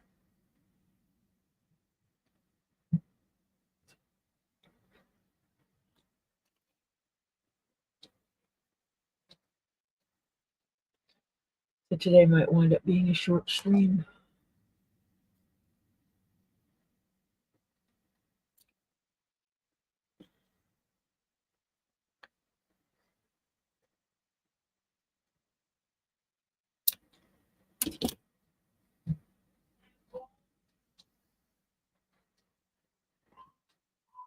And today is when Rosie goes on at 5:15.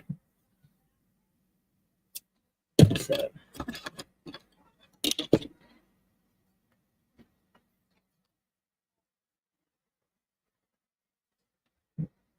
and because I didn't cut that in half. Last time I made it where these edges were stuck to a ½ inch so I could line it up like to this edge. But I didn't do that this time. That's going to make this so much harder for me to line up.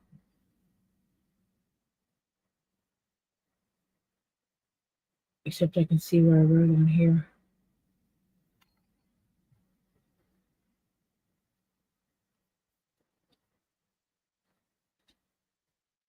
I'm going to have to think about this. I might have to mark my seam. Again, the ink pens I have, I actually did test them ahead of time. That I have these pens that you can use to write on leather.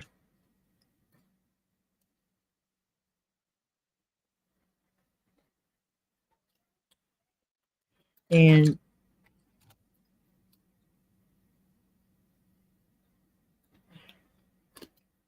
most people would not say, ink is going to stain your leather, which if I used a regular ink pen,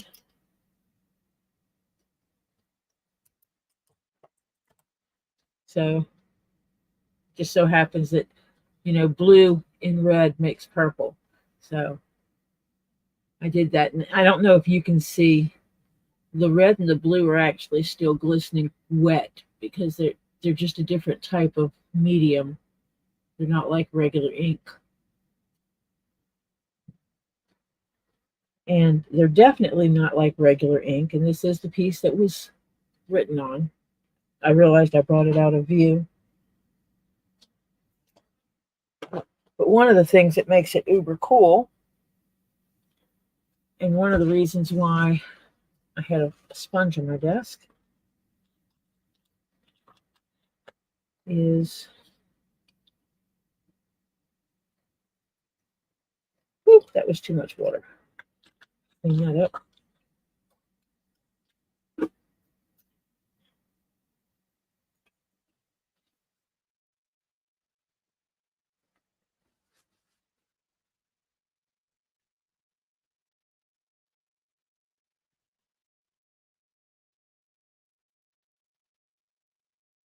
Actually, my purple pen came up. That is shocking. Well, mostly came up.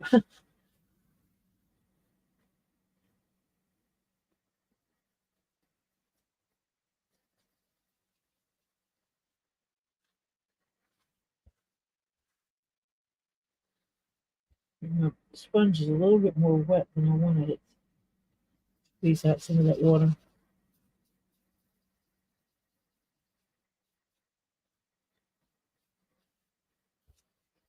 And I am dealing with white leather, so it's harder to.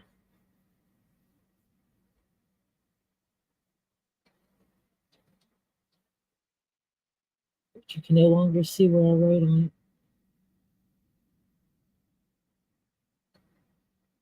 So that's the nice thing about these pens. So I can write, I can draw those lines where I'm going to be stitching. And one of the reasons why I chose to I'm using the blue is very close in color to the blue I'm using. So if I'm measuring the stitch line for this and I stitch it, if the blue shows a little bit, it's not horrible because of it being so close to the color. So, yeah. But yeah, it's cool that it just, you wet it and it comes off, especially with this being white. Now, one of the things I don't think it's going to pick up is that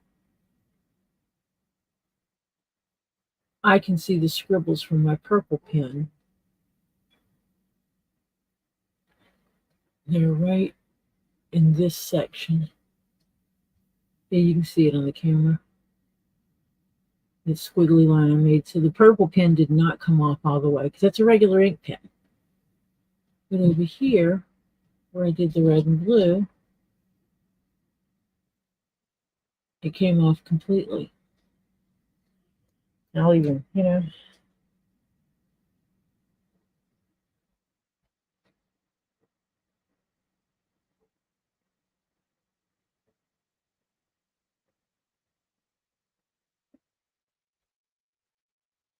write it so you can see it.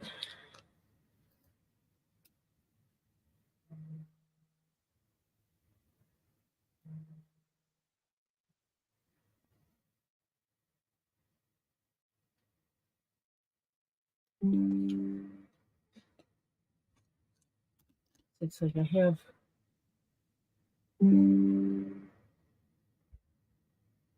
Hi, Francis. I hope you're well.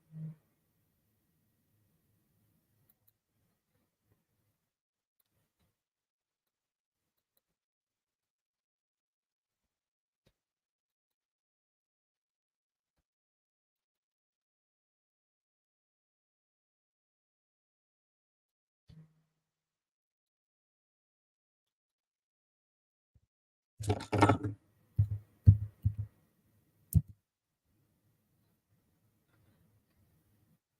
trying to let this ink dry.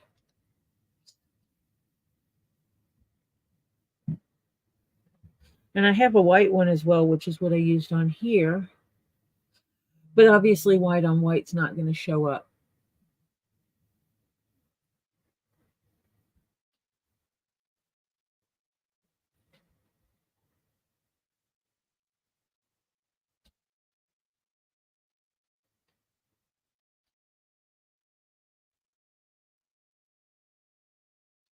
Doing okay.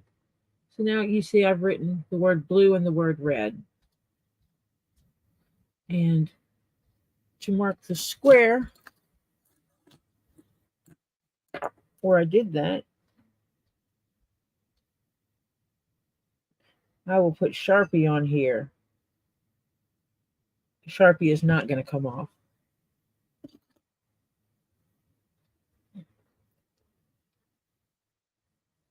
But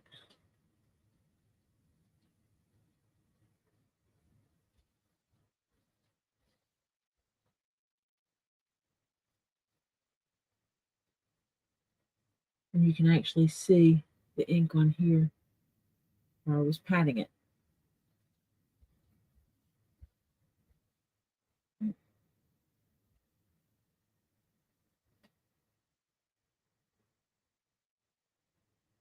It's gone.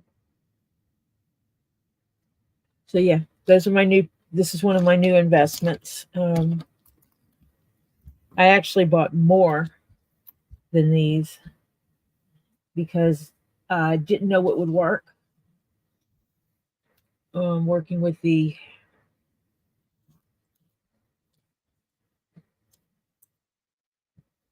white leather, but I bought, several different ones to see what would work for me. And I basically scribbled on a piece of white leather with all of these different options. Let me see, these are empty pen holders. Oh, there's also a black.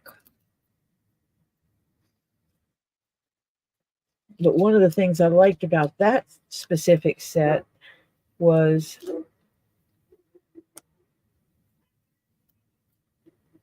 that's a different kind as well, is that they gave me 8 of these basic pen bodies.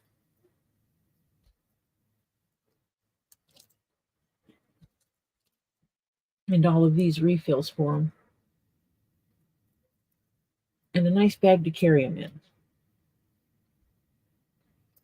So that was kind of nice. And they're easy to fill. If you do sewing on fabrics or plastics and leathers and stuff like that, these are really cool. They're all capped with these little plastic caps. You just put it in there. Screw it on and your ink pen's ready to go. And because I've done that, I need a piece of tape. One of the things I do is put my hair on everything, it seems. I don't want people to mistake it for a regular ink pen. So there I go. I do mark them. I realized that the other day. Instead of telling everybody, nobody should be taking anything off my work desk anyway. But I don't want someone coming up and just grabbing it thinking it's a regular ink pen and trying to use it. And then it gets wet and whatever they wrote on loses the ink, because this actually supposedly will fade over time, but definitely when it gets wet.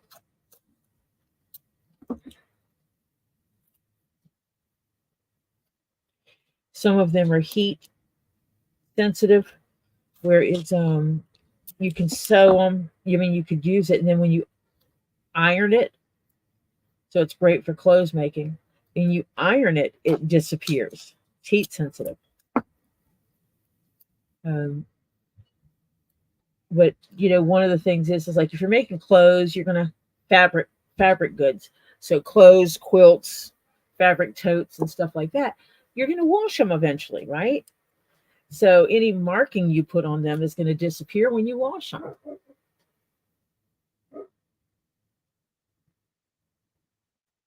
£22 Jasperlite. Wow. Mine's not that big. Is it?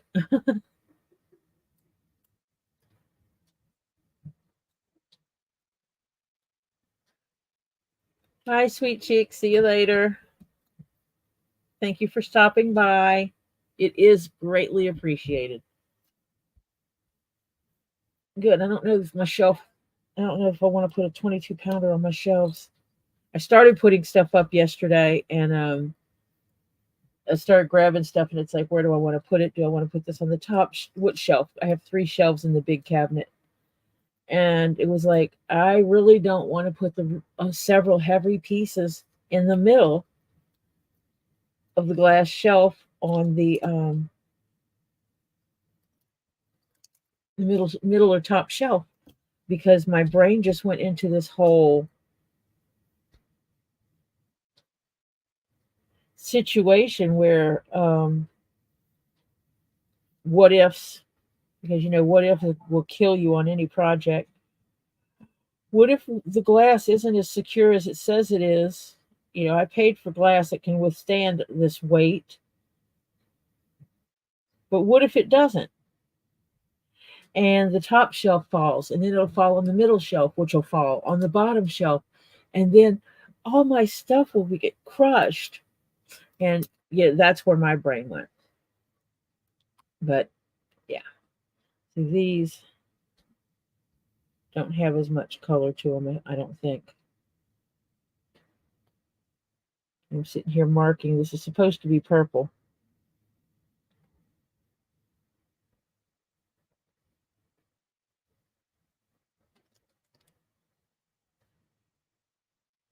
Tori is playing with marking pens.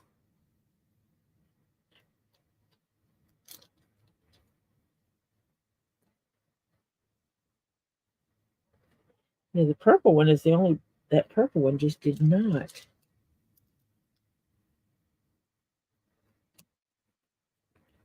I shake him around a little bit. Because in theory, he should be working just the same as the other one.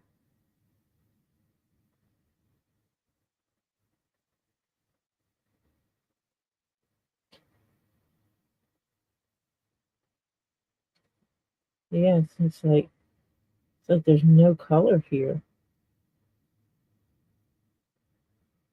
which stinks. Because I'm the purple lover, so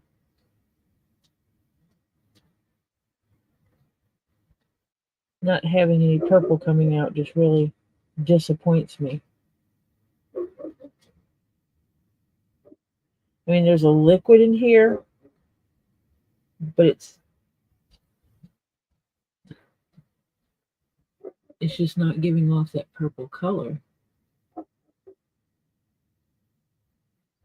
So that kind of stinks that that's not happening. Some of these don't. Some of these I think would work better on fabrics. Coffee. You must want your coffee. And my grandson comes singing to me about coffee And your grilled cheese. and he made me a grilled cheese sandwich because my grandson. No, I did not ask for a grilled cheese sandwich. No, I did not ask for a grilled cheese sandwich, but I will gladly eat that grilled cheese sandwich. Okay. But I definitely want this coffee.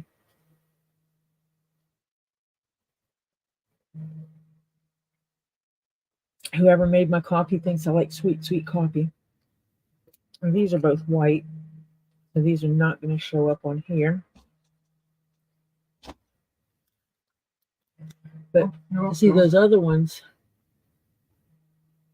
a lot of the color doesn't even stay.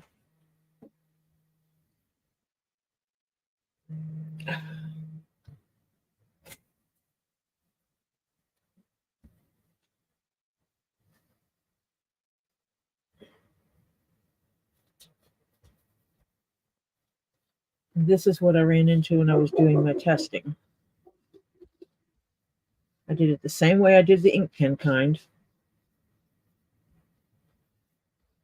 And this is why I chose the ink pens.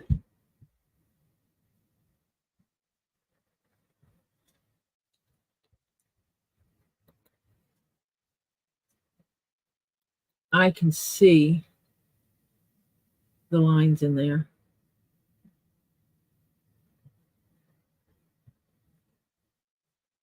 You see that? You can see the blue line in there. And that blue one. And I have wet it and I have rubbed it multiple times. And even with this, scrubbing it.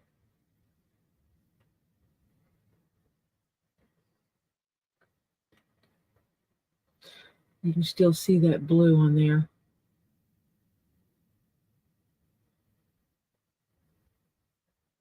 And so that's why I bought multiple kinds of pens to test to find out which one would not leave marks.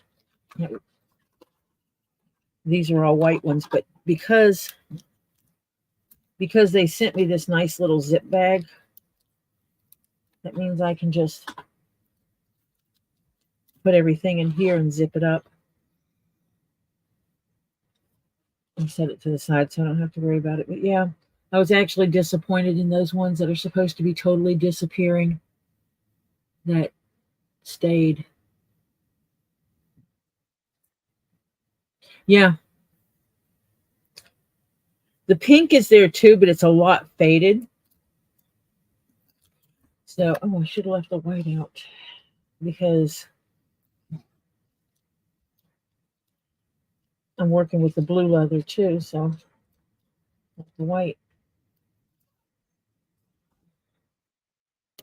In theory, I don't need the red, but I put it there anyway. I'm going to set this stuff aside because I am not going to mess this up like I did the last ones.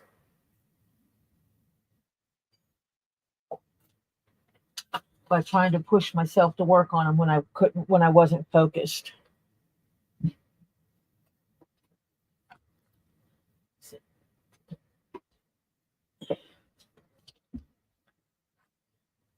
Something I did do, it actually was talking about, was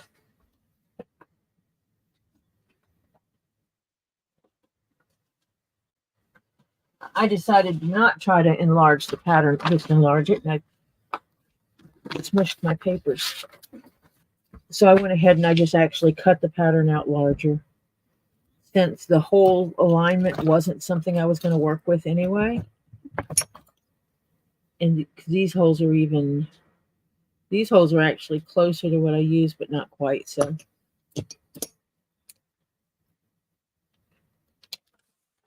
I'm just going to do this for the tray instead of trying to enlarge it myself.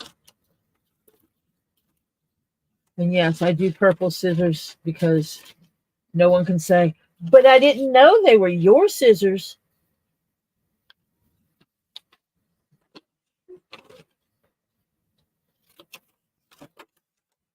Exactly, Flutter. So it's like I'm going to take a step back and figure out the alignment on those. And I'm probably just going to take the time to mark the white side on what I'm doing.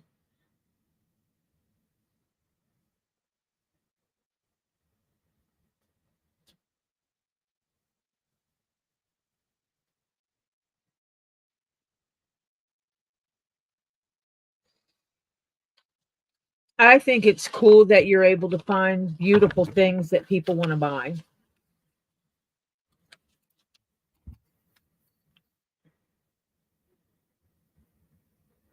You have some beautiful, beautiful rocks in your area.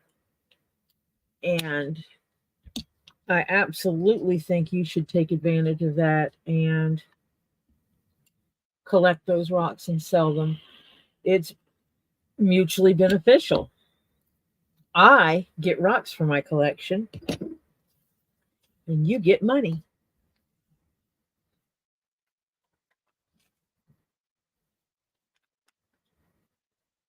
Now, if I'm not mistaken, maybe it does go here.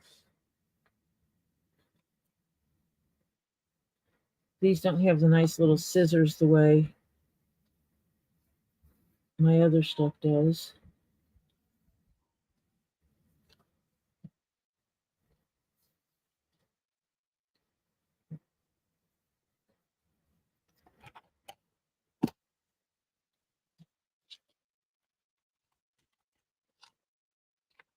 Forgot to get my tape out first.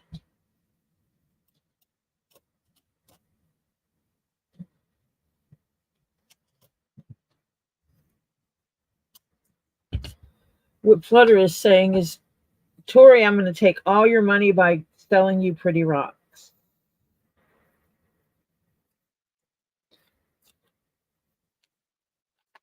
Flutter knows my weakness is pretty rocks. I'm going to do my main taping on the back side because the on this pattern specifically, the lines are so light. They're hard to see.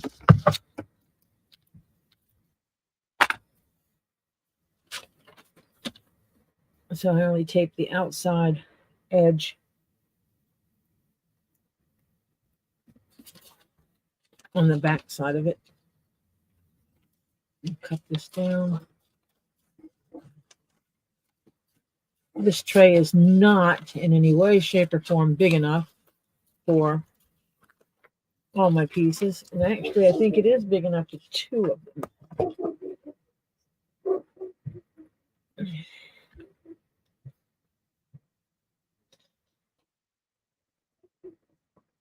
Yeah, I could fit 2, maybe 3. Can I fit 3 across this once it's made?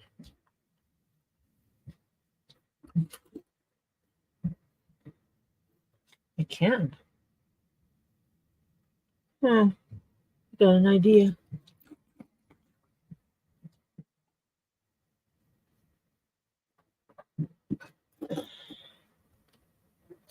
Okay.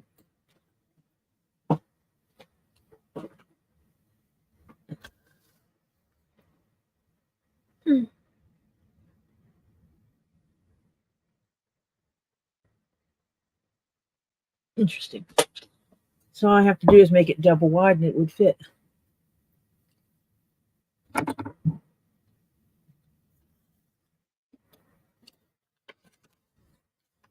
So that's something I might work on tonight. Unfortunately, these things do not tell me which pieces get put together where. It's kind of like I have to wing it.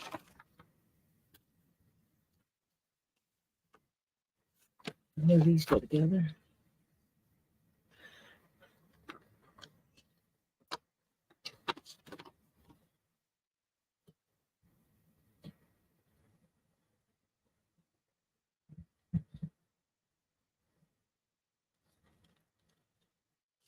Lining up my little markings.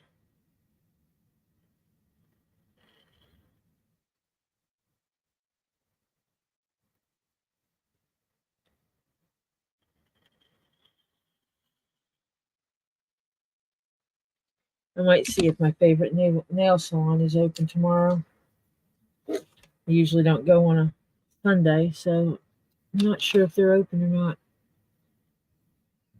My nails are starting to grow back out, so it's time for me to go get them taken care of.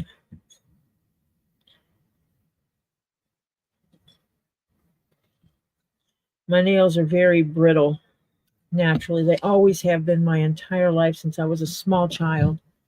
I've had these very brittle fingernails, and they start growing out. Like, that's not very long. They start growing out when they get much longer than that. It'll just snap off. And it will get snapped all the way back.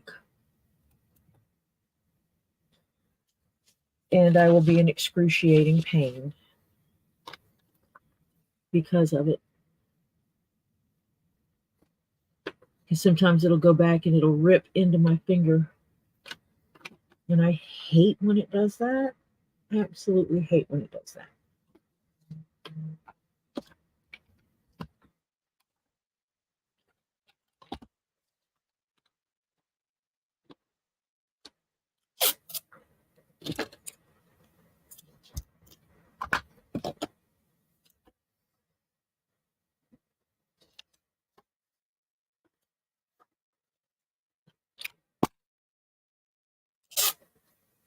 Make some shorter pieces here.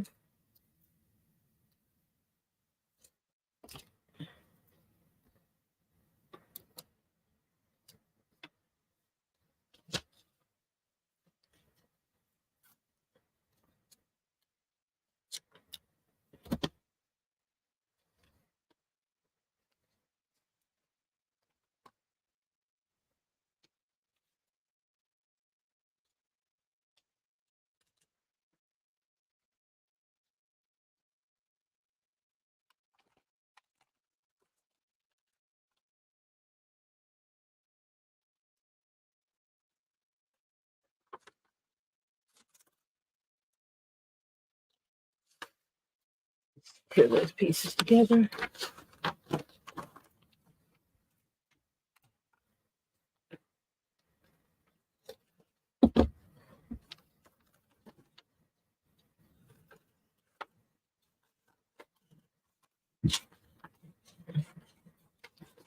I did get a different holder for my camera, by the way, so when I'm hammering, it no longer is going to look like I'm trying to smash you in the face. Hi, Sandra.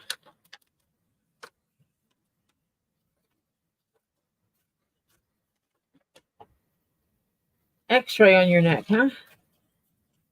I hope it is nothing serious.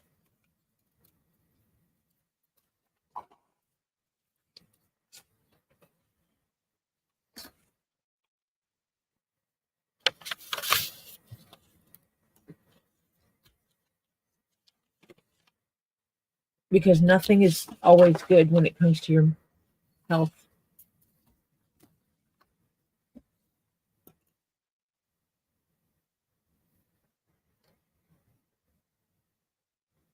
So one time having nothing is a good thing. Is when you have nothing bad, you know.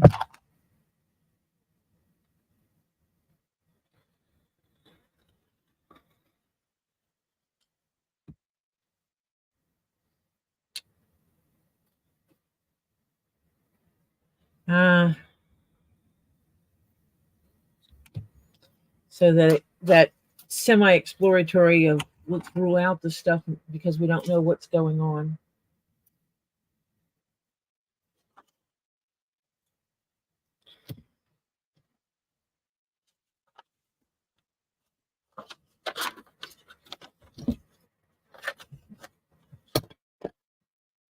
Cut down some of this paper because it's like we're in kindergarten.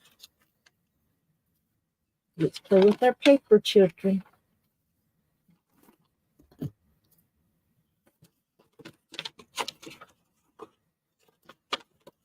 Obviously don't need it that big. I have a tendency to keep paper scraps because you never know when you're going to need something to write on.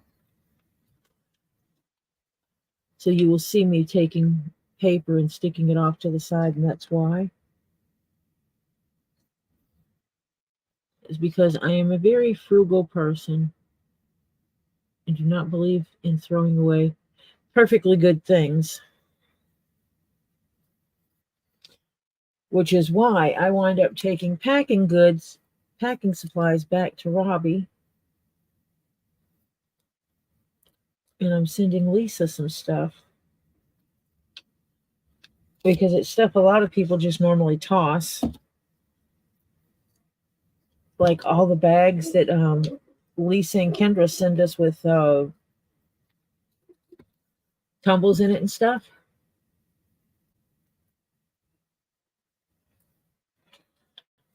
Those little mesh bags, I can't throw them away. My brain will not let me because there's absolutely nothing wrong with those little bags. And so one of the things I do is I just pack them to the side. And I usually take them back down to Lisa because that's where they came from. That's why you'll hear me tell her zip it, ziplock it, put it in a ziplock, stick it in a ziplock, stick it in a ziplock. It's because I don't need 5,000 bags. I took 40 or 50 bags, I think, to her last time. And this little piece may seem insignificant, but it matters. It matters. So I am going to put it on. It's not a lot, but it's enough to make a difference in aligning things up. And this is simply because I chose to enlarge the pattern, and how I told it to print it meant that it split the pattern across pages. I'm going to have to see if I can move things around a little bit.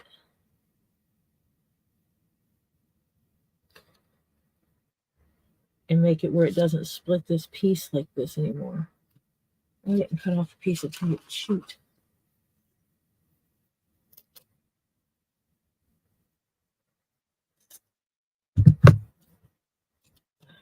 Do this from underside. Underside.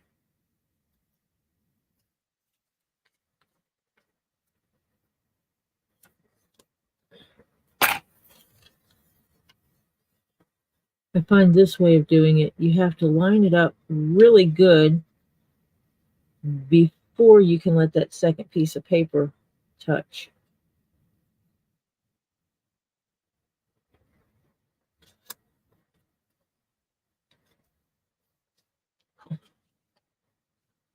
Now that completes that edge.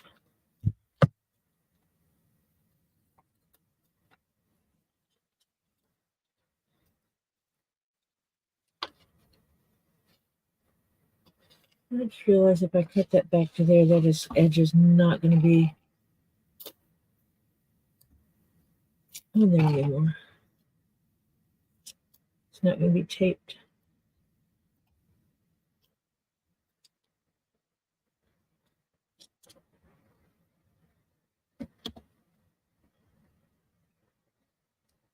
I might have to draw those holes on now.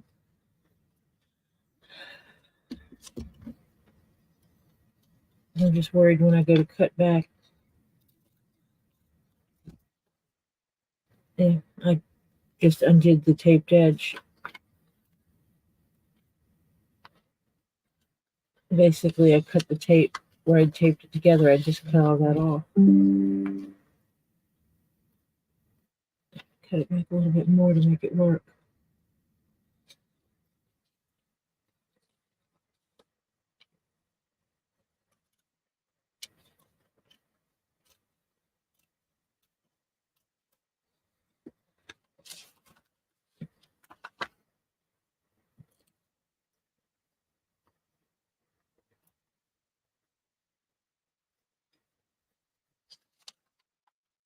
Now that'll hold it. Back to kindergarten cutting.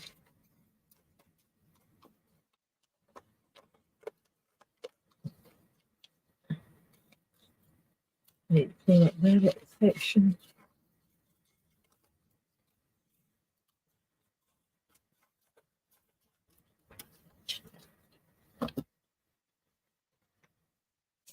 Now that corner is actually a pain in the patootie.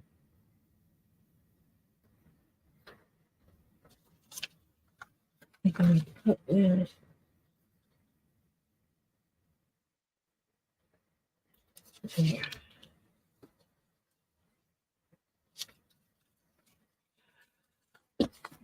Yes, I have tape on my fingers. None of the edges have the bottom line on it, which is weird.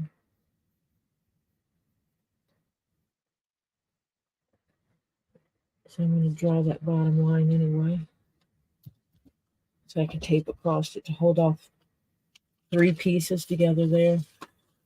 Where they all can converge. And it's time for me to take my trash bag out. It's getting kind of full over here.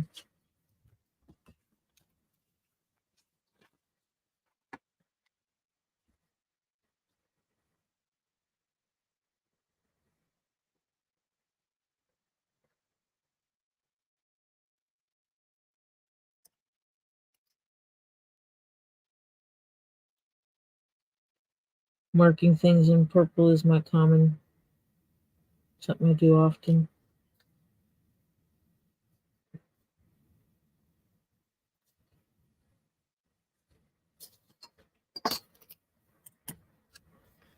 So it was missing a piece of line, so I wound up taping over it anyway. Oop, wrong way. And I just drew that line in. Which if I do what I think I'm going to do, this isn't going to fit anyway. Because one of the things I'm thinking about doing is, first of all, taking some of the stuff off my desk.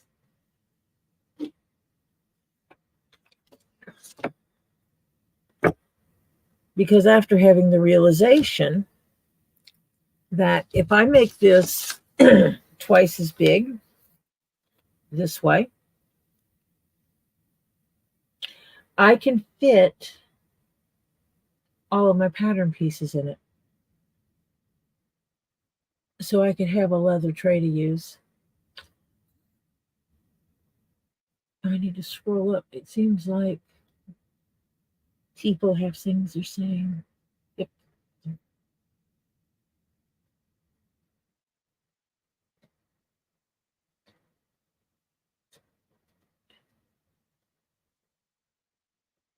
Sandra, I get that in my leg, that burning from my hip just almost to my waistline and all the way down my leg. And it's my nerves. I know what it is.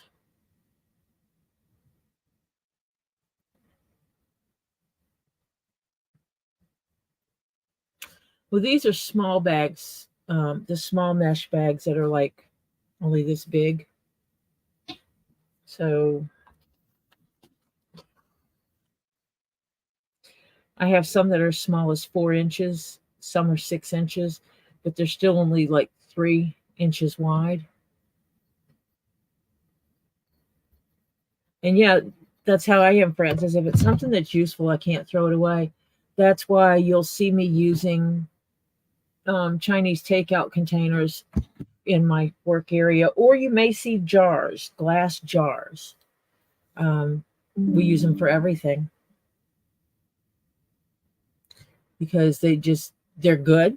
There's no reason to throw them away. They're useful. Glass jars are like mini canisters. And actually, because I buy pickles in the gallon, I buy pickles by the gallon because I have a family of pickle addicts. That's significant there. That with them doing that, you're going, that's gallon jar. That's a that's a value there. You go buy dollar or gallon size canisters. And that also means, like, if I were to make etouffee and I have leftovers, I can store it in the refrigerator in jars, 1 serving jars.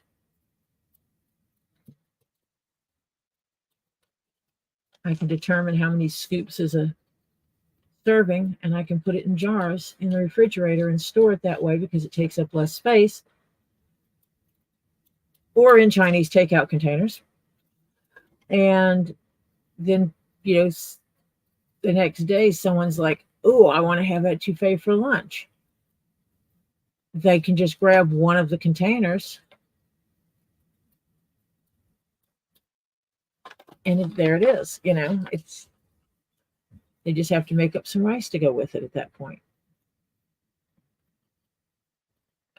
And we have a miniature rice cooker for making, one serving of rice.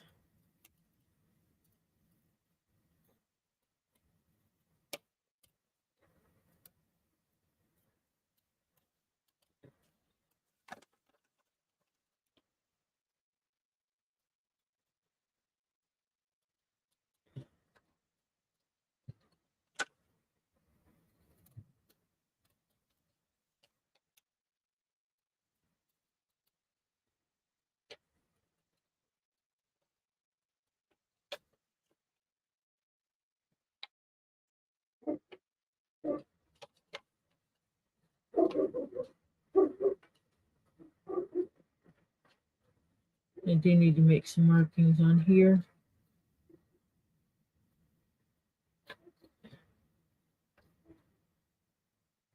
I failed kindergarten class. I'm not cutting on the line like I should be.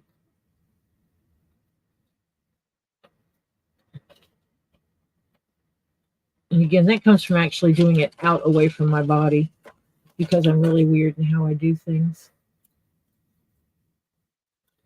I usually pull things very close to me to do detailed work, like up in my face. And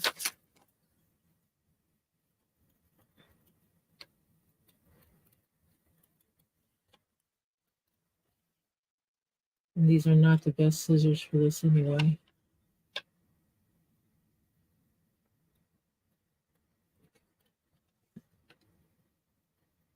I feel that these poor scissors need to be sharpened. Which means when I get offline, I'll go over to the cabinet and pull out the scissors sharpener and run them through it a few times.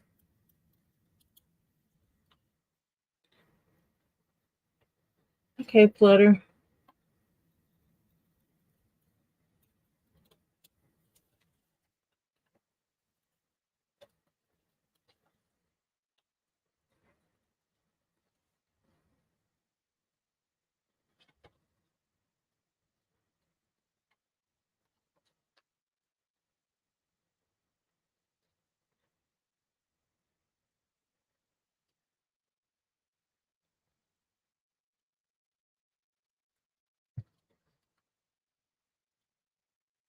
Oh, I just got an idea. I'm gonna have to try it out. These little the containers I made for this, with the exception of the rectangular one, the top of them are 2 layers. I'm wondering if I could set stones in them. Rocks, slab, well, not stones, because I can't do like stones that you'd wear a ring. I can't exactly put those in something, without using a full setting. Trying to set something that size just won't work.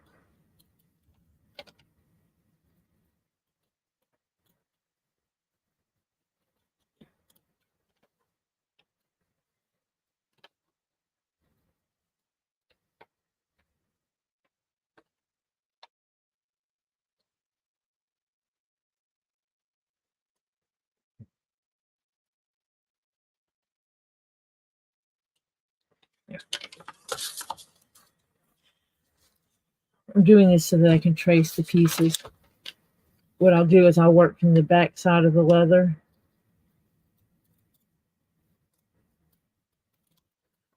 Because of this tray, it'll cover up markings because this will be the finished edge, the finished part of the leather, and this will be the finished part of the leather. This will be the unfinished part, and because this is going to cover this up, any markings I put on there will be covered up. I will probably also wash a black over the backside so that if any backside shows. This I am going to have to wing it because it is going to be longer. I'm going to have to cut some of these edges or cut some of these pieces and lengthen them.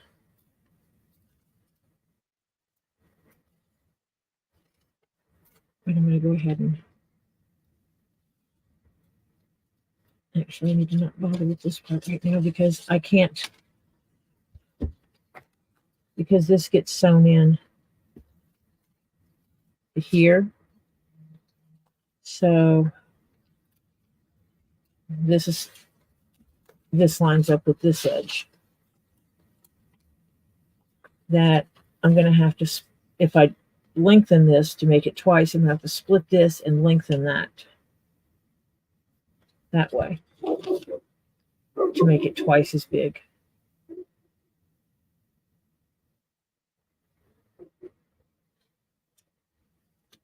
And then there would be 2 of these.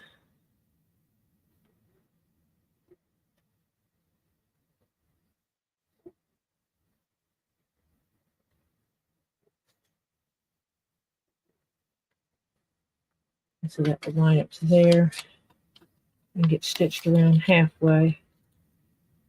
And this side is not going to change, so I only have to lengthen it here.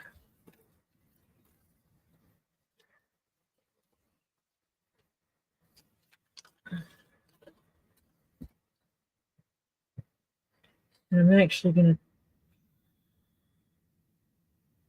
not an easy place to do it, so I guess I'll just do it down the middle.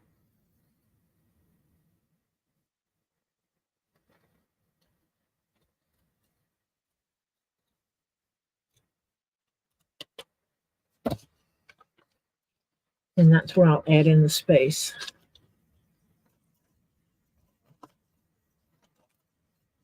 Which I'll do that shortly.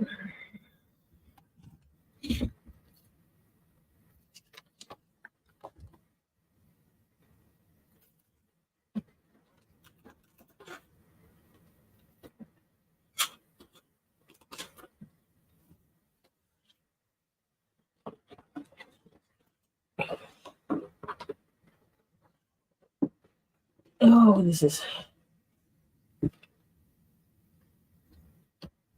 was a huge hide at one point. This is actually the same leather I used to make CC DeVille's hat. And I'm wondering if I can get 2 widths off of here.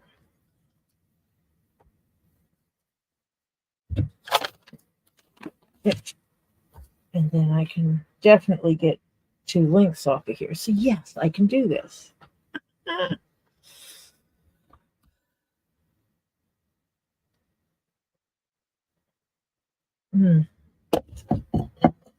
Coffee for the good soul.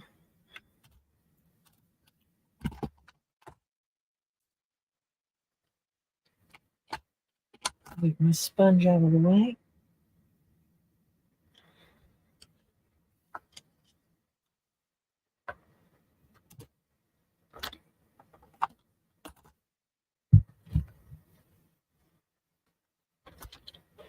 I've got leather in my lap.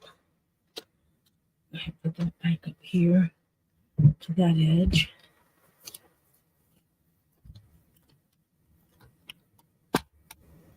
There's actual weights in these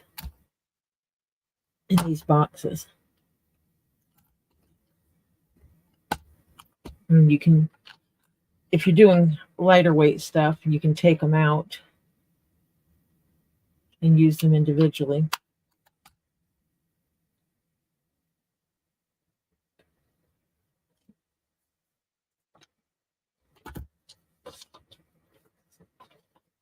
Actually, what I'm doing is I'm measuring how far do I need to go with this to maximize the leather.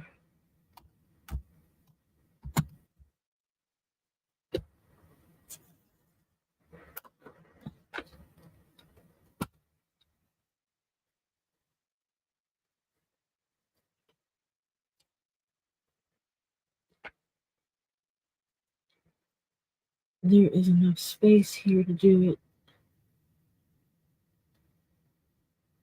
Goes from 11 to 7.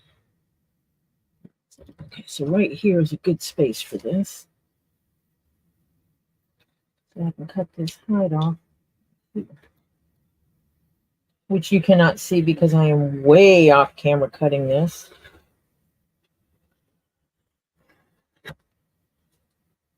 But I'm just trying to cut this down and make it a more reasonable piece to work with.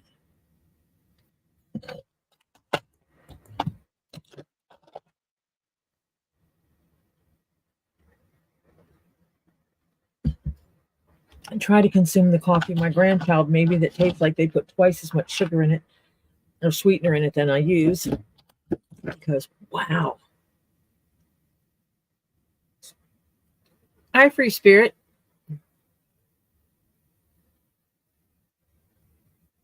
I don't make a lot of my own patterns. These are pre-made patterns that I use a lot of. When I pattern drafted for myself, I would sometimes use a grid paper. I've actually bought the fabric that has grid on it when I would make my own clothes, because it made it so much easier.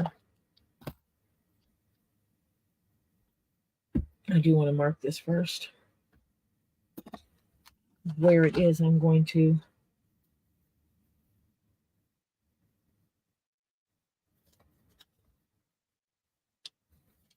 actually, what I need to do is see where the holes are no longer in alignment.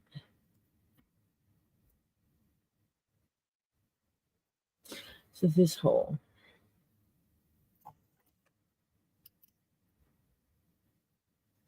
The last hole in alignment is here. And here.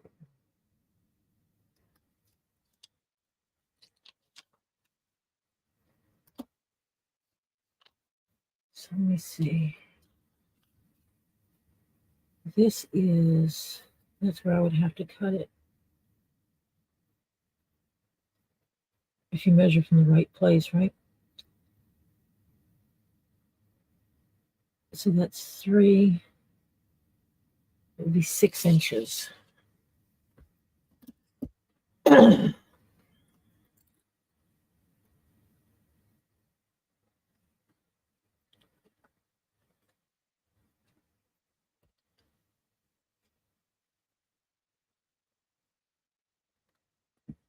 That's not going to be quite wide enough. If it was 3.5, it would be. Okay. I'm going to be getting creative with this.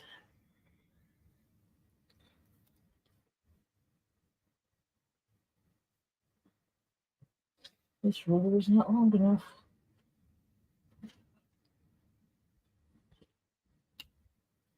I use a lot of quilters rulers. I have done quilting myself.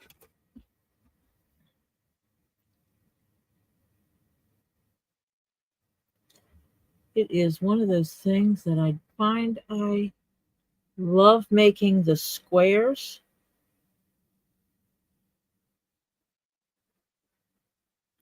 Hate sewing them together.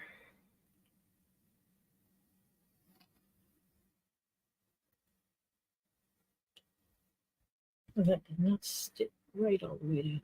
Shoot. I absolutely do not love sewing quilt squares together. Package.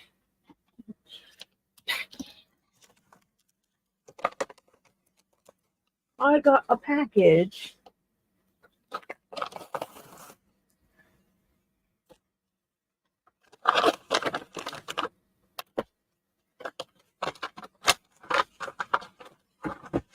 Oh, it's part of my polishing stuff. For when I'm working on the edges of the leather. When I'm working on the edges, if I want to use the Dremel to burnish the edges, I can actually use one of these with the Tokanol on it across the edge on my Dremel. And when I have large pieces that with a lot of edges, that's the way to go. So yay!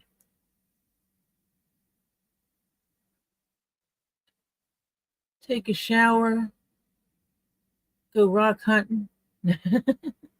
Oh, go have fun, Flutter. Thank you. Thank you for stopping by. If you go to Rosie's tonight, I will see you there.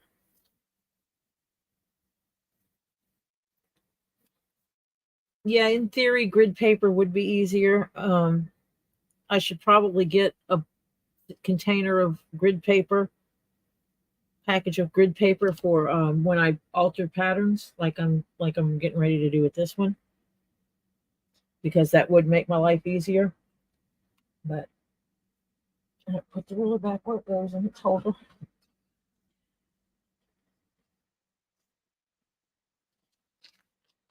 Which way do I want to put this on here? That way. Well, that way really doesn't matter. I'm going to wind up with about the same amount of leftover. Not a huge amount of waste.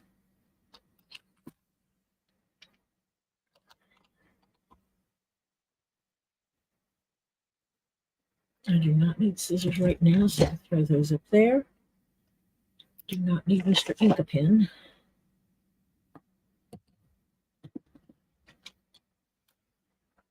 What I do need to do is turn this around so that what I'm working with is closest to me, and I need to put my compression gloves back on. I need to quit working away from me. I know that's affecting the light a little bit.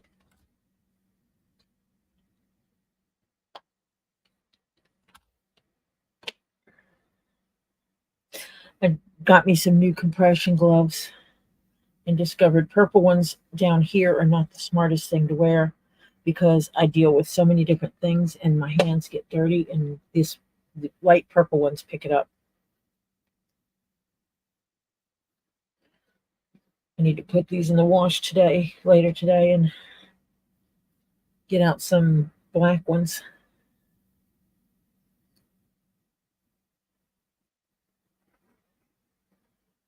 Oh, you're sending her off to find pretty rocks for you, Free Spirit. I'm purchasing some from Flutter. She had quite a few pieces that I found intriguing. And actually, I need that pen.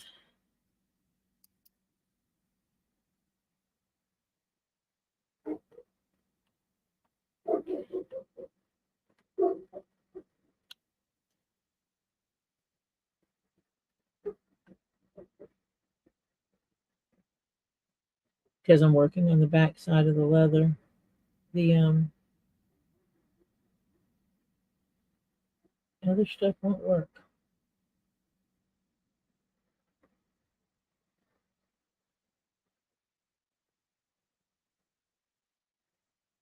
And I'm actually going to have more.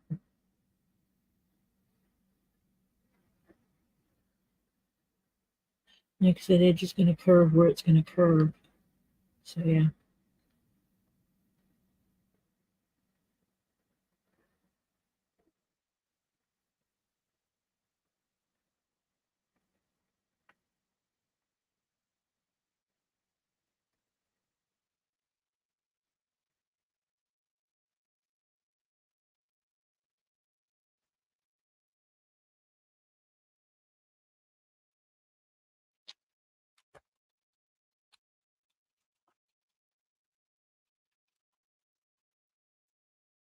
So now I can get a better rendition of how wide that is.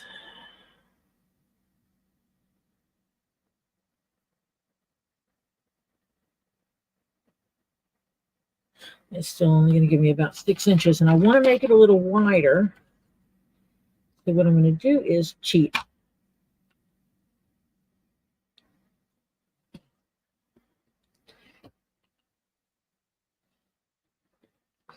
I'm going to stick in a ruler's width.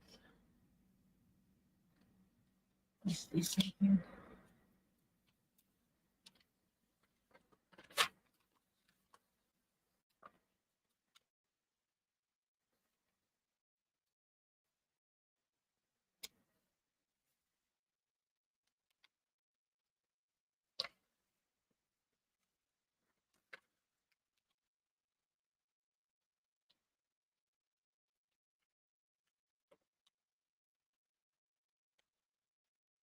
And what I'll do off screen is make the other piece match.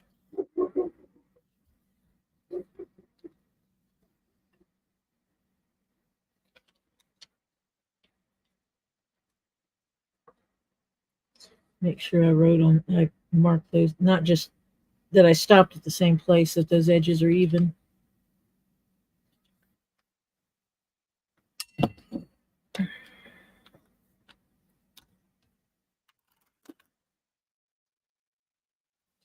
I do not know why when I put these compression gloves on, my fingers act like I'm wearing full gloves, like as if they can't do things they're used to doing.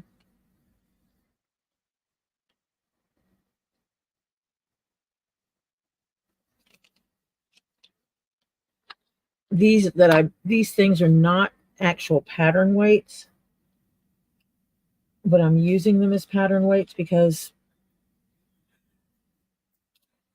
buying these kind of weights was actually a ton cheaper than buying actual fabric weights. And I am taping this back edge down because I need it to stay flat and I cannot put weights on it because then I would have to work over the weights.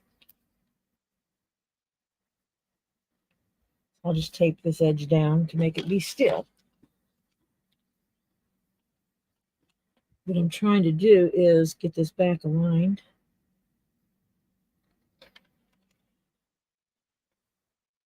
On both sides.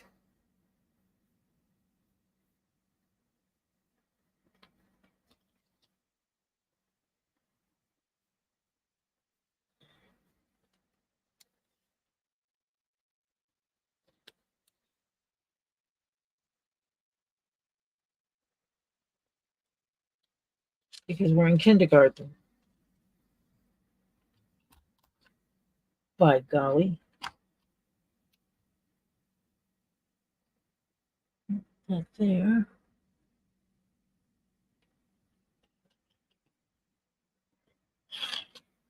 That's the edge I'll align it to, so I'm going to add 2 inches to it.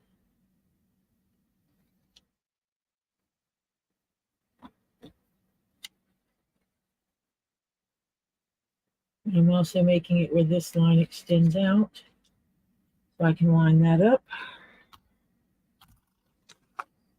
And the same thing here. This side is harder for me to work with.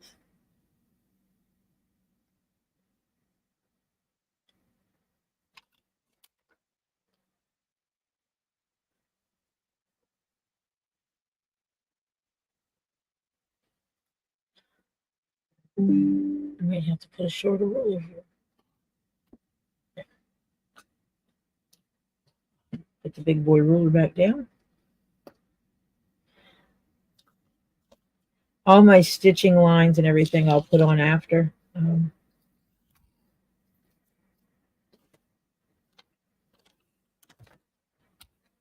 Simply because when I blew up the pattern, it blew up everything, which means the stitch holes are not aligned to where you would normally sew them. You normally would not have holes this far away from the edge here. So I'm going to redo those where those stitch lines are. And this is going to be a little bit more difficult. I think I'm going to have to pull it this way to hold this piece down, started.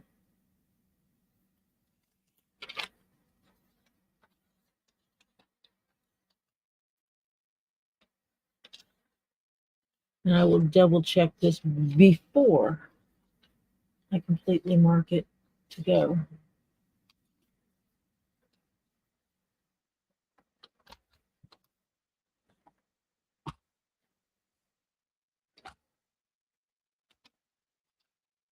So if I have this here, here, and here, and move you out to there.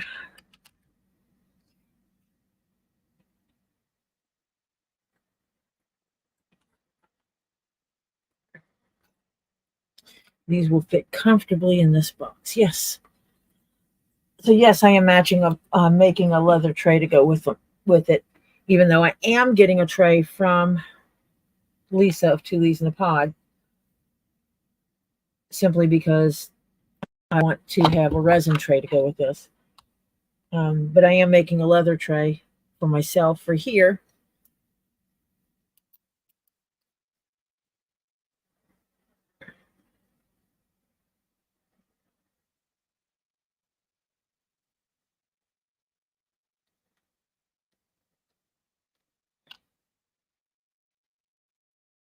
And what I might do after, because I found out this pattern is not a locked pattern, which means I can use Adobe Pro to alter the pattern. And so I will probably do exactly what I'm doing here. And completely, I will make copies of the pattern. And then I will duplicate it so that I can add this tray to the collection to make the collection for somebody. Makes it expensive. It's an expensive piece, but I think it's a good expensive piece. I think it's worth it if you like bespoke goods. You like those things, bespoke goods meaning custom made for you. Department stores and people that mass produce are not selling you bespoke goods regardless of what they want to call them. Bespoke goods means it's made for you. That means that Free Spirit comes up and says, I want you to make me a toiletry set. And I say, what color of leather do you want? And then I show you all the options you can have, and you pick the exact leather you want. You're doing this and you're like, I want this color on the outside. I want this color on the inside. And I create it that way, and you want it stitched a certain way. That is how it becomes a bespoke good.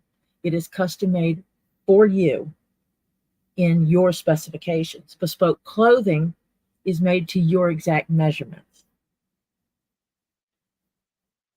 to fit your body your way.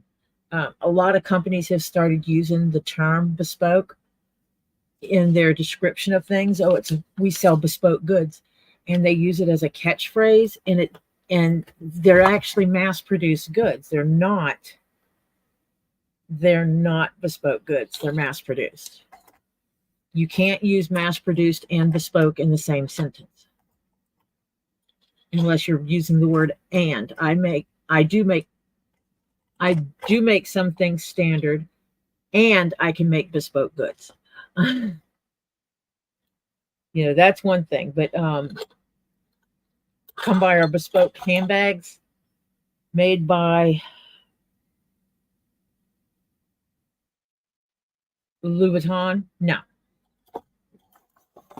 Louis Vuitton sells standard. Oh, wow, I've been collecting leather pieces in there. Lovely. Louis Vuitton does not make bespoke goods. They don't sell custom. They sell standard leather items. That does not fit. I am actually getting some new cutters because these are kind of dull. This one fits that edge. I wished I had a larger one that fit, but these do not curve correctly. Some of these don't curve right. And that's too much, and that's too little. And he is misplaced. He doesn't belong in here, but I'm not going to dig and put him up where he does belong.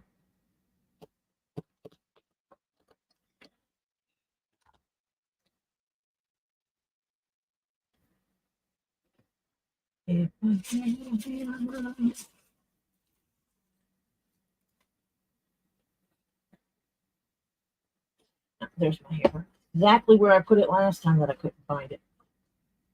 Sitting next to me, where I should be able to find it because it's next to me.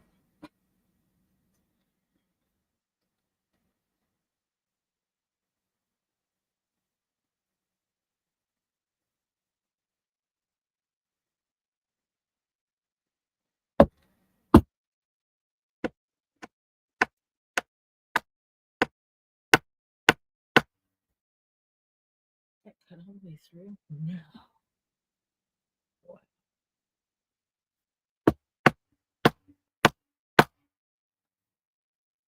Now it did. And this, I do this just to have nice clean corners. I could probably cut them pretty close to being right, but this kind of ensures that it's all four corners the same. Well, I felt that go through. I'm going to cut this edge first so I can cut off all that extra.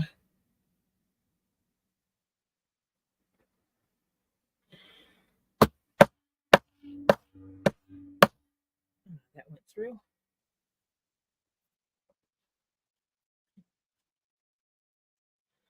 Free Spirit, I try to because, you know, a lot of people are like, I'm doing this thing, and they won't explain it because they act like it's some kind of deep secret. And I don't have to keep deep secrets of what I do and how I do it.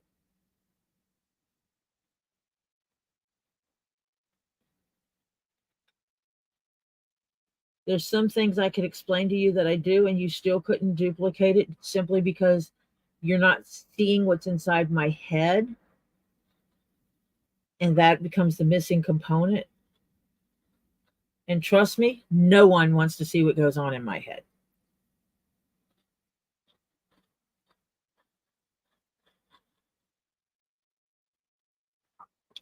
I have ADHD.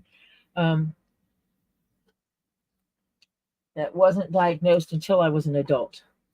And pretty sure I've had it my whole life. So yeah.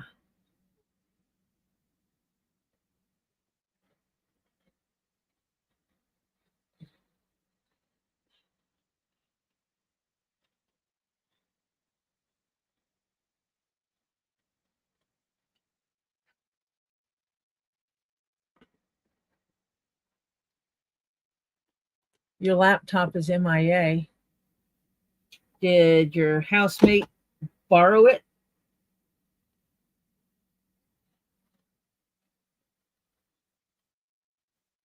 Which would be totally useless in my case. You can't get on my computer without my bright and shining face. Or my extra long code.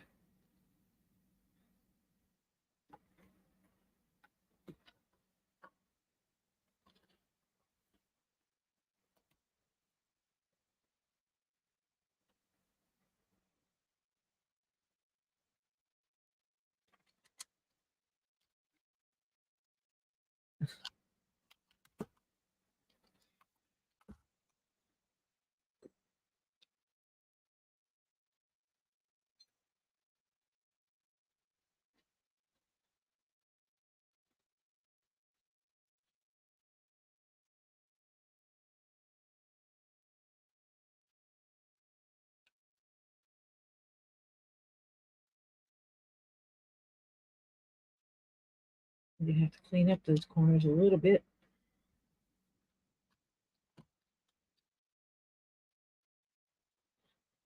There we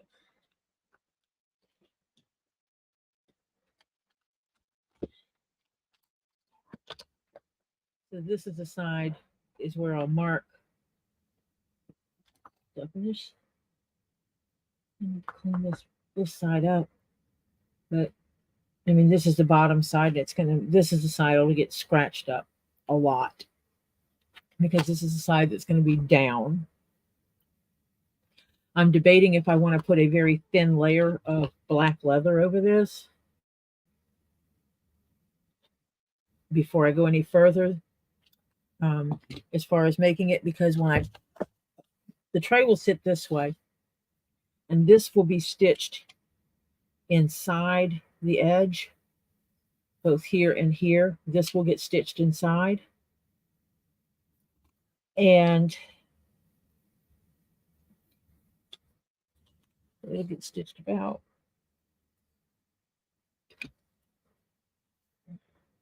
here, I think.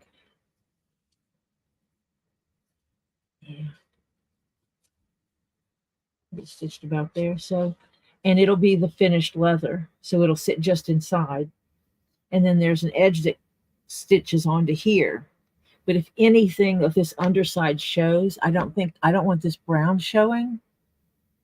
So I think I might put a thin layer of black, which I have right here. Some very thin lambskin. It is made for being a liner. And so I think I might finish this one with that. And it's the same thing for the edge piece. The inside edge I'm going to do in black. I'm just going to back it in black. Because I think if I do it in 2 layers, it's just going to be too much. So yeah, that's what I'm going to do. So I already know. Let me set this aside for 1 second. I'm going to come in here with a ruler that's long enough. I love my little 1/2 inch wide ruler. That's my new best friend over there.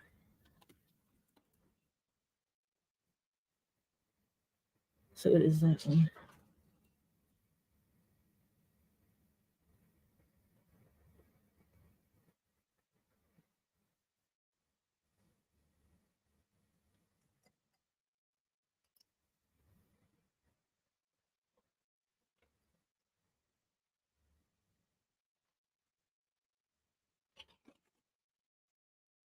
In theory,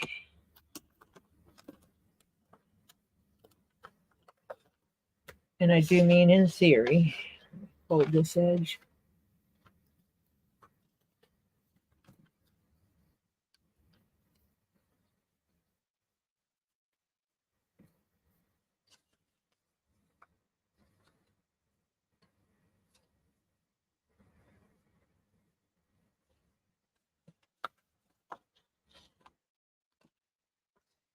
This will go on. Oh, I need to flatten this leather.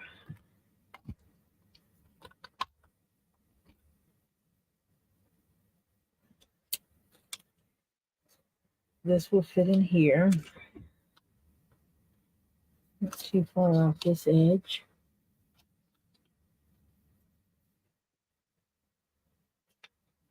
Should be about the equal distance around.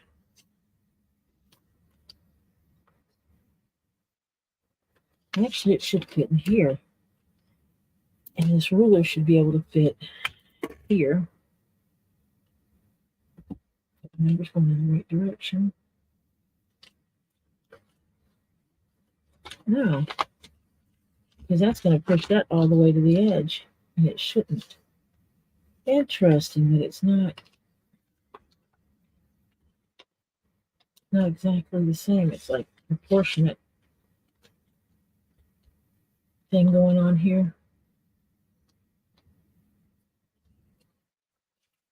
So I was thinking if I did that, and then I need to go back 1 more set of lines, holes.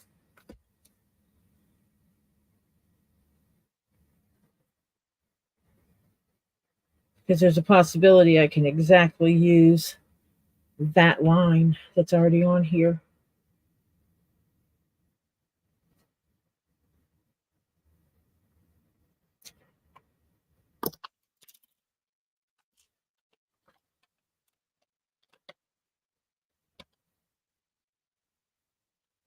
Oh, one of those situations. Got it. Yep. Been there, done that. Actually, I do it all the time right here, looking for something. I did it actually with my compression gloves. I had my first pair. I brought them down here. I took them off because I was messing with something messy. I put them where I would find them so they couldn't get lost or misplaced. Looked for them for 2 days. Went online, bought 6 pair of compression gloves. Topher comes down here and he says, "Are you looking for those for your compression gloves. I said, yeah. And he goes, those right there. And he points, and they were sitting right next to me. And I had actually made a comment that I'm probably going to find them right after I order new ones. So if I actually line this up here, in theory, it's still not quite right.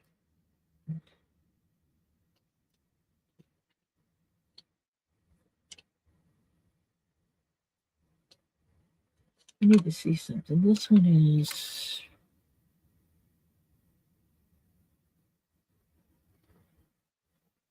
14 3/4.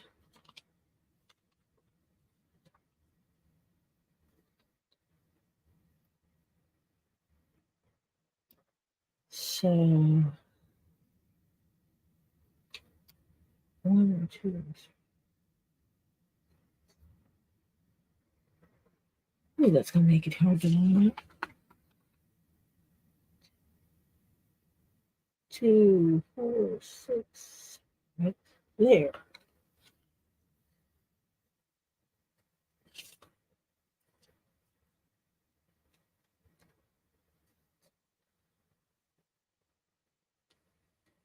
Let me see if that is correct.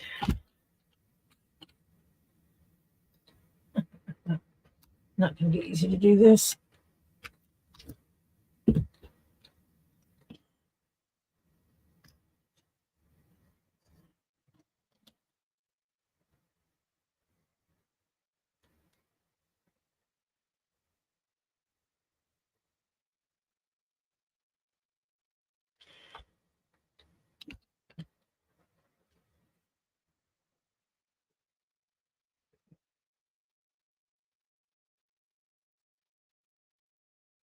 No, it's not equal.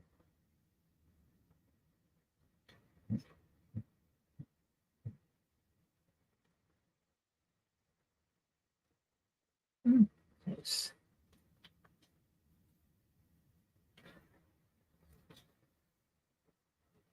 Yep.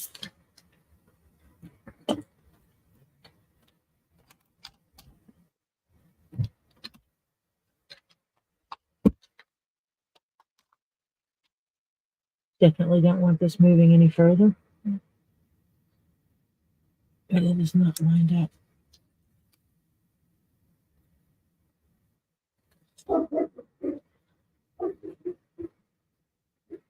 Because that would matter.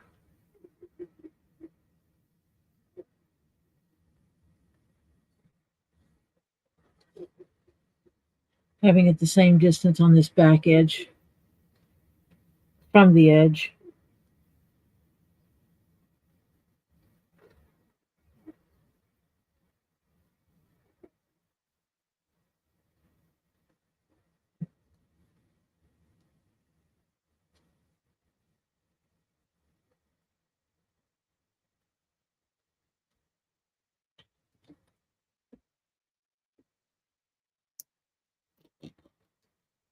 That holds it.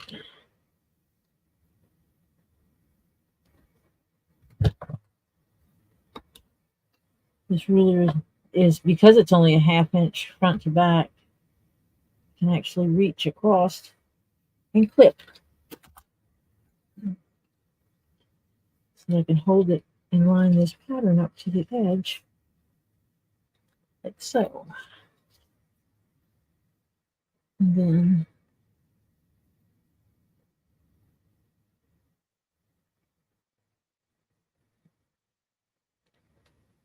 I should be able to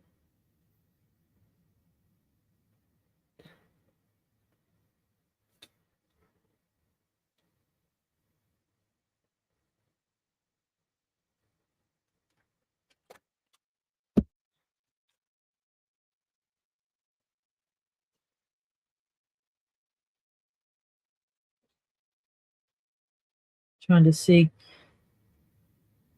in the camera.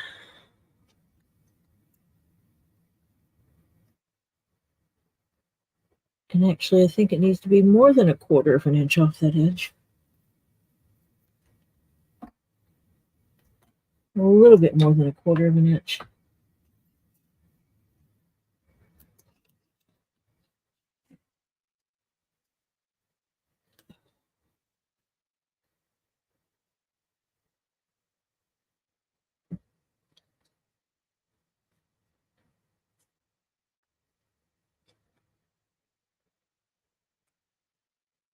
I'm going to have to figure that out because in theory it should be the same as these.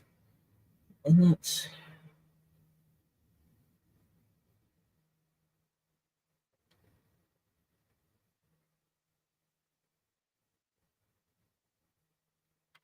maybe a 1/2 inch. Let me see.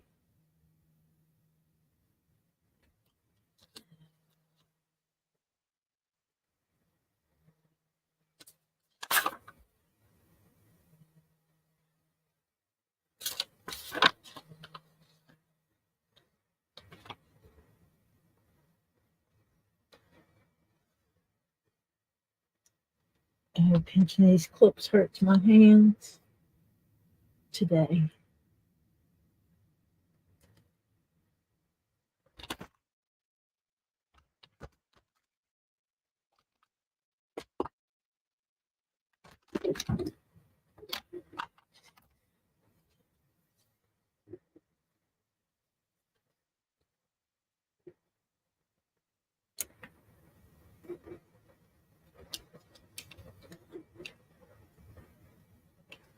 Okay, it is not symmetrical, evidently. So that's okay.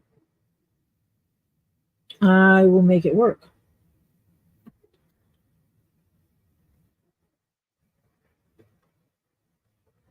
I'm going to push it a 1/2 inch off that edge. What is it? A 1/2 inch off the edge. That's a 1/2 inch off this edge.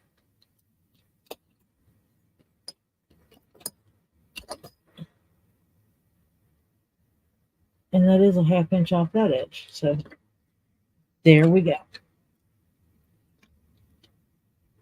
A 1/2 inch off all the edges. So in theory, I weight this back down here, hold him.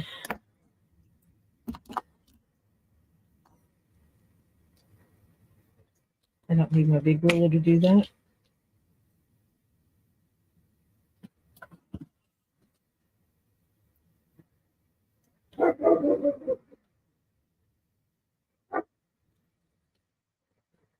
Little halfy works beautifully.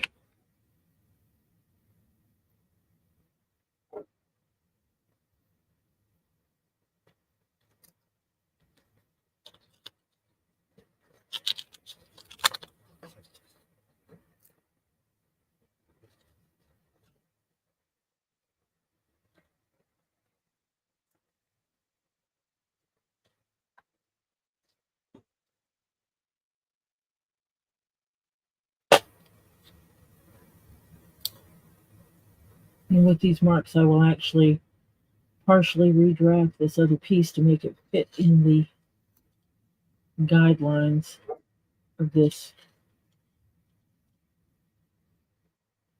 leather.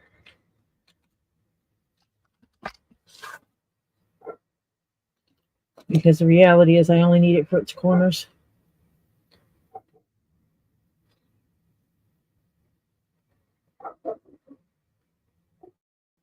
I need him for his corners.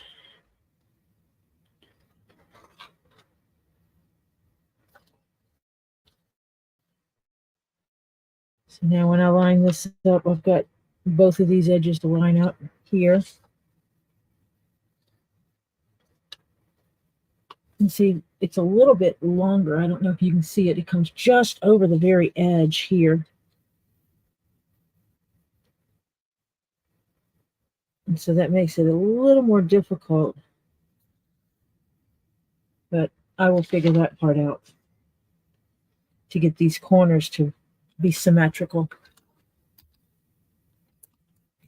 The big thing is to get, I'm going to mark out this so I can figure out what size rectangle I need.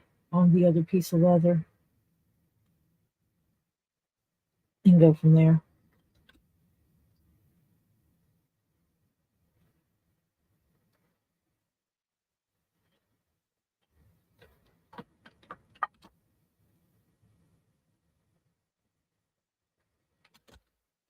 So what I'll do is I will measure this rectangle from here to here and from here to here.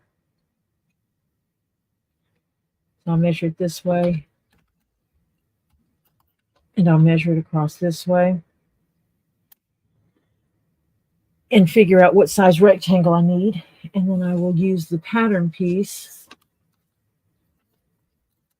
to line the edges up.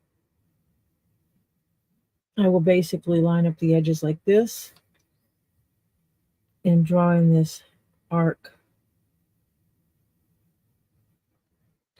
to match those lines, and do that on all four corners, and I'll replicate that on the other piece of leather.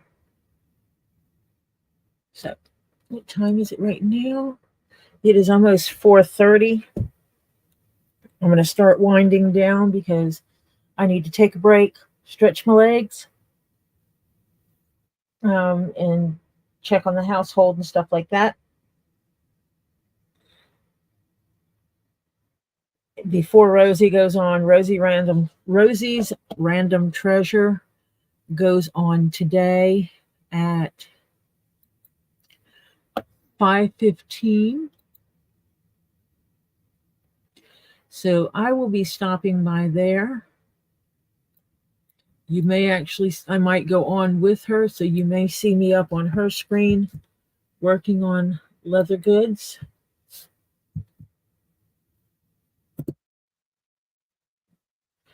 And if I stream tomorrow, I think I'm set up for either 2 or 3 o'clock tomorrow. I'm going to check and find out what time Robbie's going on because I don't want to interrupt him when he finishes off his auctions. So I should be on tomorrow, but I don't know how long I'm going to be on. I'm going to do some prep work tonight first and see. So I stream on Mondays. On Tuesdays and Thursdays, I do stream when I get off of work at around 5:45. And after I stream, I get offline around 9 o'clock. And then I pop over to Tulies in a Pod for their streams. On Tuesdays, they do more of a chatting, sometimes trivia night. Thursdays is when they sell their crystals. On Fridays at 7 p.m., I pop on over to Get Swamped and listen to what their rundown is of the week and any news or anything like that that's going on. And then they might call mail time if they were able to get to the post office and get their stuff. And they do a sale in the evening. I mean, after they talk, they do a sale. And lately they've been selling a lot of rocks, crystals, gems types things, and they've got some amazing pieces on there. So, it's great for collectors. On occasion, you will also find Stacy Northern Aurora Treasures going online. I know she opens like the oyster shells with pearls in it and stuff. And she sells some other things as well. She's good to watch. Go watch her videos anyway. And Flutter Yo, who can also be found on Tulies in a Pod on occasion, as she is she's a moderator who helps them with their auction. But she also sells Michigan rocks that she finds out in the wild when she goes wandering around searching for them. All these channels, please feel free to go watch their videos, give them some watch time on their videos, subscribe to their channels. That helps them. Subscribing, chatting, talking on their videos, or leaving a comment on their videos helps them with the algorithm. And watching their videos, if they're monetized, helps with that. And Yep, we're all the Get Swamped crew. So yeah, that's all where we found. That's where we all found each other was watching Get Swamped and being in the chat room there. I mean on the lives there chatting. So I am going to let everybody go for today, and I'm going to work on getting this inside piece laid out and cut because I need to focus and make sure I get this right so it fits. Glue the black down to this side of the outside piece, figure out my stitch lines and etch in my stitch lines and put in my holes for that, and figure out exactly how I need to remeasure this to fit around this piece now that I've enlarged it. And I will be back on tomorrow. I will also this evening be working on the Garrison Cap more than likely to get that to a point that I can start stitching on that. So I will talk to you all later. You have a wonderful rest of your Saturday, and I hope tomorrow works well for you as well. So I will talk to you all later. Bye for now.